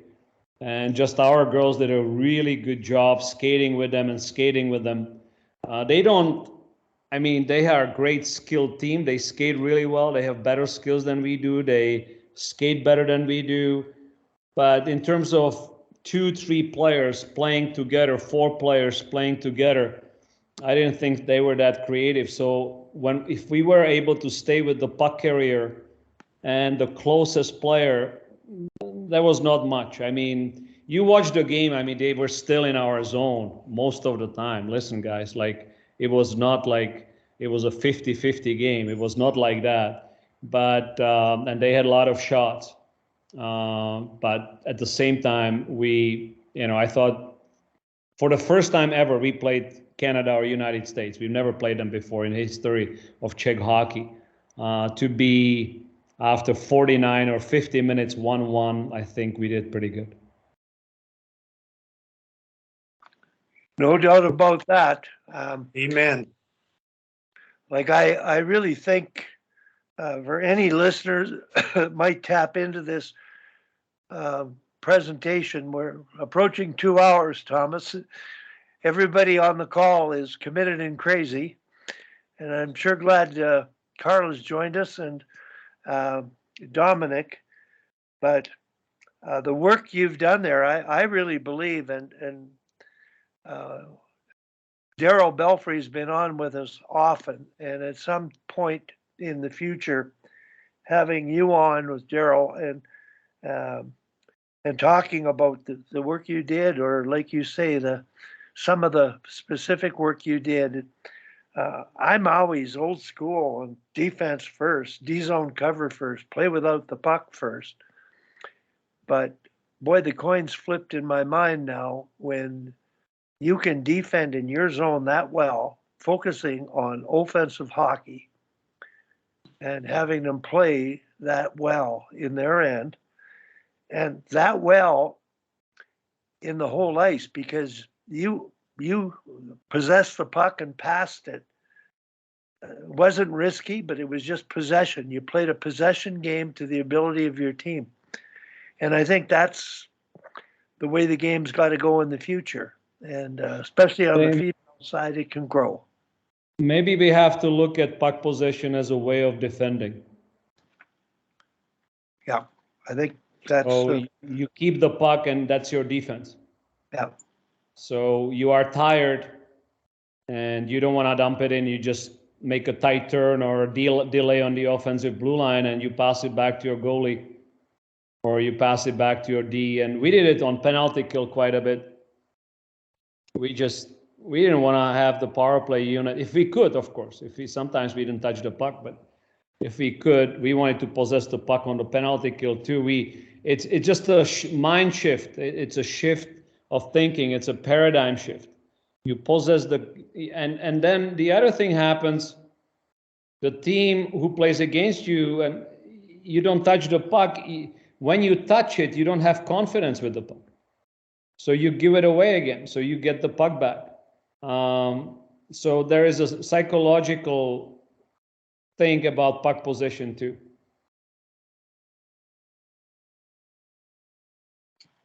Carla. Sorry, Wally. That's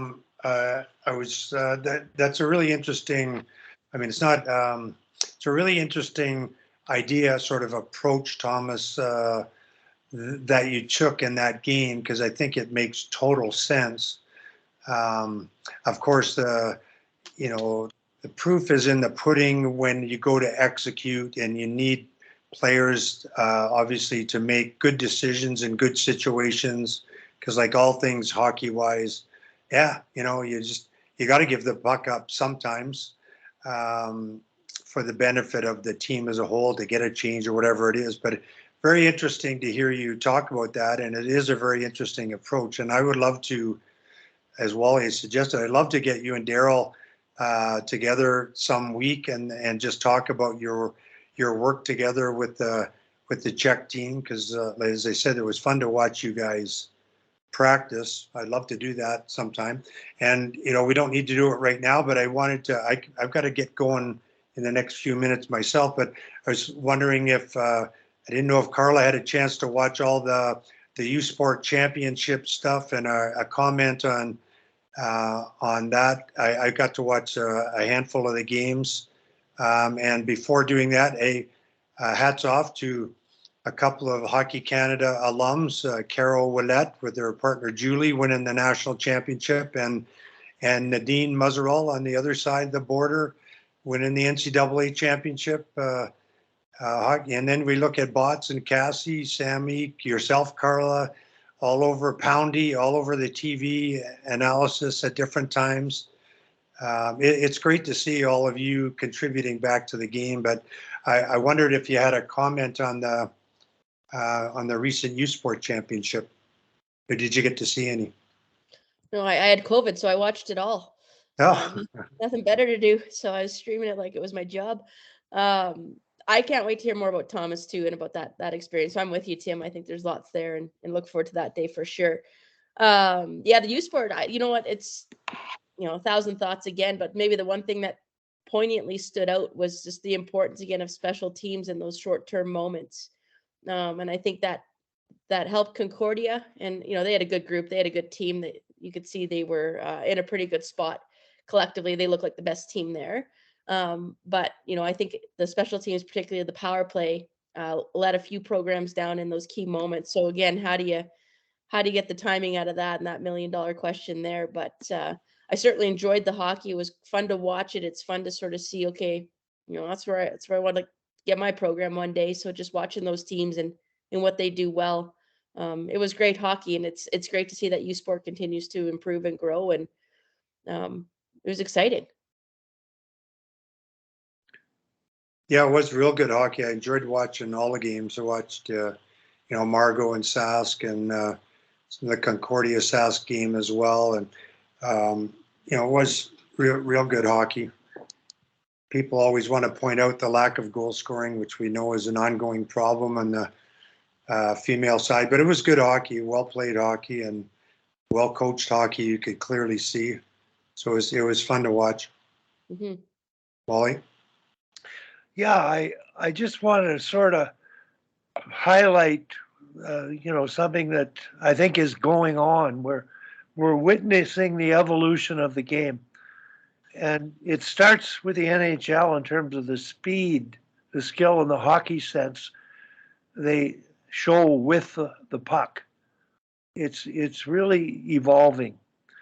And having Carla and Tim talk about things, I'm curious what kind of takeaways, Michael Benelli, in your situation, these conversations, we're talking about girls hockey, we're talking about the Olympics, we're talking about this unique way, this transition, and allowing players to think for themselves. And Dominic, in your situation, working with girls, the idea of the freedom to play, and I know 2 years ago you talked about that.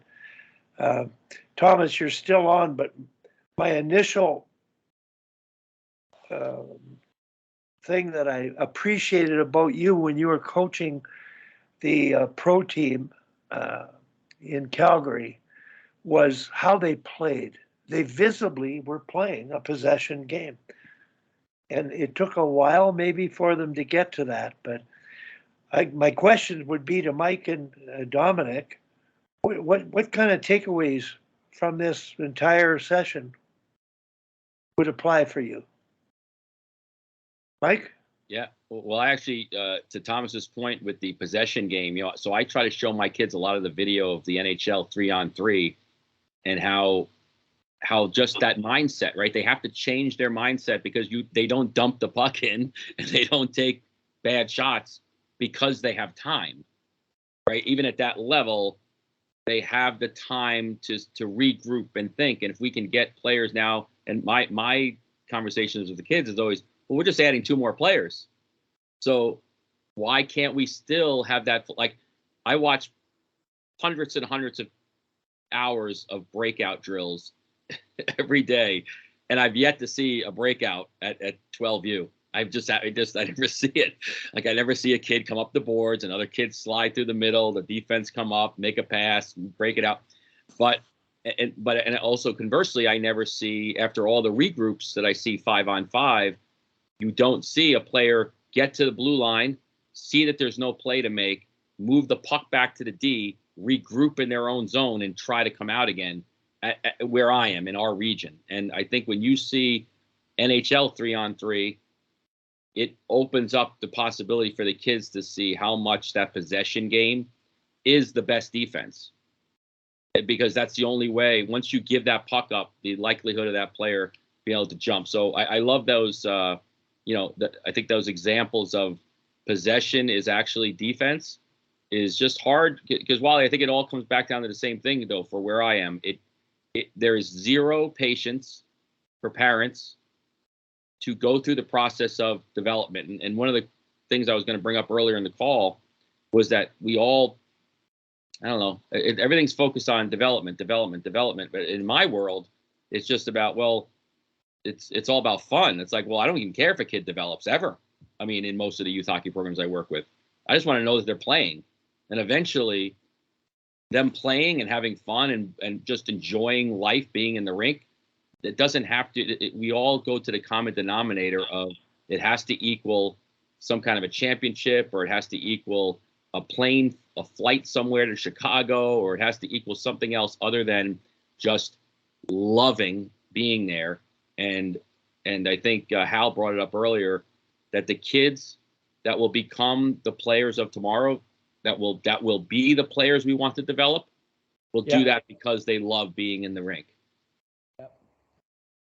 I would add to it that when you have the philosophy of possessing, it automatically develops your skills. Because when you tell guys, okay, we're gonna play 3-on-3 and you're never gonna give up the puck, or 5-on-5, you quickly discover what skill shortage you have, or what lack of skill you have. It automatically teaches you puck protection. It teaches you carrying the puck on the forehand. It teaches you not to stick handle. It teaches you to skate. It teaches you to skate to the middle. It truly, what collaborating with Daryl has taught me, that it's not skill and then individual tactics and then team tactics and then you have your picture. It's the other way around. You have to have a philosophy how you want to play. And I wanted for our girls, I said, girls, if somebody comes to the rink within 2 minutes, I want them to know that Czech national team is practicing, the Czech national team is playing the game, even though they don't know the jerseys. And by setting the number one, the thing was like, we are never going to give up the puck. And like Tim said, of course you will give up the puck. But like it was so clear, and it was teaching us immediately, okay, well, not to give up the puck, I have to stop stick handle. Not to give up the puck, I have to put the puck on my forehand. Well, I have to protect it here. I have to learn how to tight turn on both sides. So it suddenly brought up 20 things that we had to work on. Instead of approaching it, well, we're going to work on these skills, and then eventually we're going to get to some end result. Start with the big picture, and then it filters down what to work on. So that was, in very short, my experience, what it does if you have a clear philosophy. Thanks, Thomas. Really appreciate that. Dominic, your takeaways. Yeah, I mean, I couldn't agree more on the possession piece. I think, you know, I definitely think that it's the way that the game needs to be played, and the way that, you know, whether it's with my high school team or the girls team, or what I've seen being successful at the minor league level. To me, it's the way the game's played, but I wholeheartedly agree with Thomas in regards to the mindset. You know, and it's about breaking that from my side. It's trying to break, you know, I guess the coaching that they've had, the chip and chase type of thing, and you know, chip to speed and stretch, and you know, keeping it out of the middle, and it's, you know, and again, it's very, very prevalent in all these ages. So, you know, I love hearing about it. I love hearing the different ways that you know, you guys are portraying that in the different messaging, and I just, to me, in my experience, you know, especially going, you know, to Europe after half of my career, and just seeing how inverse it was, especially at that time, like early, you know, 2000s, how there was such a difference in the way the game's played. Now I see it's getting closer and closer from the European, and I mean, it's not, obviously the rink size makes a difference, but there's way more similarities now into the way the game's played, and I love it. I think it's fantastic because it just involves so much more thinking and thought process, like Thomas talked about, you know, getting to the middle of the ice, keeping it on your forehand, all these different types of things. So to me, I love it. I just, you know, really enjoy, you know, hearing you guys talking about it.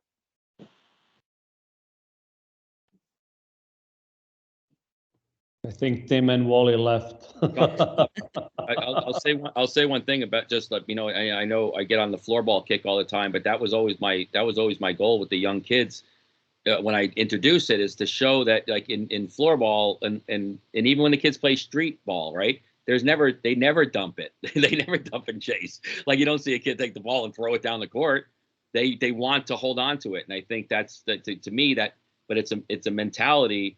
Like even I've tried to introduce a league here in New York at 10U. So at 10U in the US, the kids play full ice, the full use of the rink. And it's such a fight from 8U cross ice for them to then say, oh my God, we all want to get to full ice. That's the goal. So I've been trying to institute leagues down here where because we want them to have the ability to still learn possession and have more space, is to then try to get the leagues to help the organizations and parents have the freedom to say, okay, well, for the first quarter of the league, it's all going to be 3-on-3, and then migrate into full ice 5-on-5 and allow those players to see that, okay, with all this space, you never have to chip the puck in and dump it down and get in more like a roller hockey philosophy. Like there is no red line. You could dump, if you wanted to dump it in, throw it away, I guess you could do that. But the minute you throw it away, you've got to go all the way down there to go get it again. And I think that's where I just think we do a disservice from a league perspective and from an organizational perspective that we don't give the teams the freedom to teach possession and teach freedom, because we throw them into September saying you don't have any time to develop your kids. And if you lose your first 12 games, you're probably not making the playoffs in your league. So it results in kids needing to you take your lowest common denominator kid and get them to throw the puck out and just breathe when they get off the ice that they didn't give up a goal. So it's our fault, our collective fault, as much as it is any, the individual players not being able to progress. Yeah, I think I agree, Mike, and coaching direction and languaging and everything is really important. And the NHL game is a possession game now, and there's tons of benefit to it, obviously offensively and defensively. There's an artful balance there as well. There's going to be situations where it's really better to give up possession, but you don't want that to be the default thinking of your players, is to dump it out, dump it in. I don't really believe. And I had a really interesting conversation with the head coach of the Alberta Cup team I'm going to be mentoring this month, because they put the staff put together their sort of coaching habits and values, direction, and one of the ones was they wanted to be a possession team, and they wanted to play fast, 2 catchwords in the game now. And one of the notes said, look north, move it north. They wanted to play a north-south game. So my question to him was, is that going to be a directive that you want your first play to go north all the time? And he said, yeah, well, we want to play fast. I said, well, is that really what you want? If you want to be a possession team, you want everybody, and specifically I said, do you want me as a defenseman really only thinking about going north? How does that fit with being a possession team if you're going north all the time, no matter whether it creates an advantage for your team or not? Like, it goes back to the Tarasov thing, where the biggest thing in hockey is, when you move the puck, you're trying to create an advantage for your team.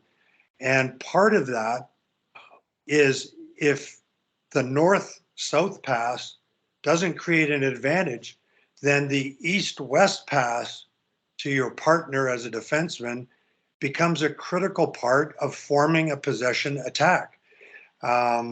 And same thing with, as Thomas was saying, if you don't have support and you've got a little bit of time, and you're not going to be able to possess if you enter the zone, maybe you turn back and give it back to the D, and and learn to reform the attack again.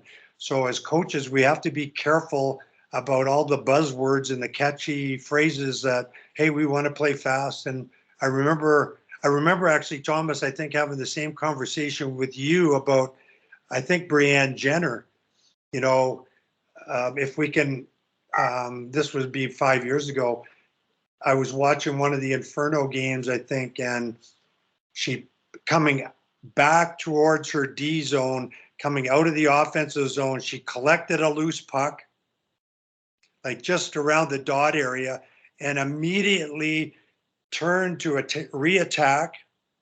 And I was sitting there thinking that the better play in that situation would have been the bump back to her D, because the D can see the whole ice, and it would allow people that were just emerging from the offensive zone to actually be part of the attack, instead of her just turning back right away and re-attacking. And now two of her line mates are going back towards their own net. She's going on offense by herself. So, but her response, I think, was, well, we want to play fast. Well, what does that mean? It means move the puck quickly and possess the puck and make it hard for the other team. It doesn't always necessarily mean turning and going north right away. And I saw that to a fault with our U18 team about 17 or 18 or 7 or 8 years ago, playing down in Minnesota, where the US team was playing a true possession game, and we were just going north all the time to no advantage. And their coaching philosophy was, well, we want to play fast. We want to go north-south. Well, you know what? You're getting dominated because the other team's got the puck all the time, and you're just throwing it up and to no advantage. So I think we could spend a whole nother day on just like really explaining what does it mean possession? What does it mean fast? Like what, you know, like if we would go around, I mean, we've been here for 2.5 hours, but what does it mean for you possession hockey? Like what does it mean for you to play fast? What does it mean to go north all the time? What does it mean quick transition? All these buzzwords, for each of us, it would probably mean a little bit something different. It would be interesting conversation. Love to do that. Get Daryl on too. And Carla, you got your hand up. Go ahead. Well, that's where I was going with it too, Thomas. I chuckled because it's all important. It's the time and the place of any of it, isn't it? And I think that's why the game's so dynamic. So I apologize here, guys. I have to jump off, but I just wanted to say thank you. And it was a treat to see everyone again and to meet Mike and see Dominic again. So again, Wally, thanks for the invite. And as always, yes, Mr. Malloy, I'll reply to your email here too shortly. But great seeing you guys. And again, thanks for including me in the conversation. Much appreciated. Carla, nice hat. Yeah, I did it for you guys. Yeah, Nice look at that. Yeah. Hey, I know my audience. Oval Extreme, Wally. There is the Red Army of women's hockey. You got it. Yeah, good analogy there. I got to jump off too, guys. And likewise, great to have you join us, Carla. And Thomas, great to see you, and hope you can join us again. Dom, good to see you too. It's been a while. And Thanks, Mike, guys. is seeing you Thanks, every guys. week, which is tremendous as well. So, and Tom. Good to Thanks, see you, guys. Tom Malloy. See you next week, guys. Okay. Thanks, guys. Bye-bye. Appreciate it. Listen, before you all sign off, Mike Benelli, I just wanted to let you know the concept of playing 3-on-3 whole ice absolutely makes sense to introduce a possession game. And I mean, the NHL possession on 3-on-3 and changing possession changes is just, it's huge. But for young kids to be able to have space and time to get open and support one another, it's huge. So thanks everybody for your contribution. I'm at 2 minutes. I'm going to wait here before I cut it off at 14, and I'll edit bits and pieces of it. But Dom, great having you on. To me, this is one of the most satisfying sessions ever, because of having Thomas and Carla on with Tim and all of you. Thomas, you started the Sharks group with coffee, and Tim and I and you eventually at Cadence in Bowness and Calgary. And this is what's resulted. So That's hopefully unbelievable. keep it going over time, everyone. Okay. Thank you, guys. Awesome. Take care and have a good day. You guys. See you guys. Bye-bye.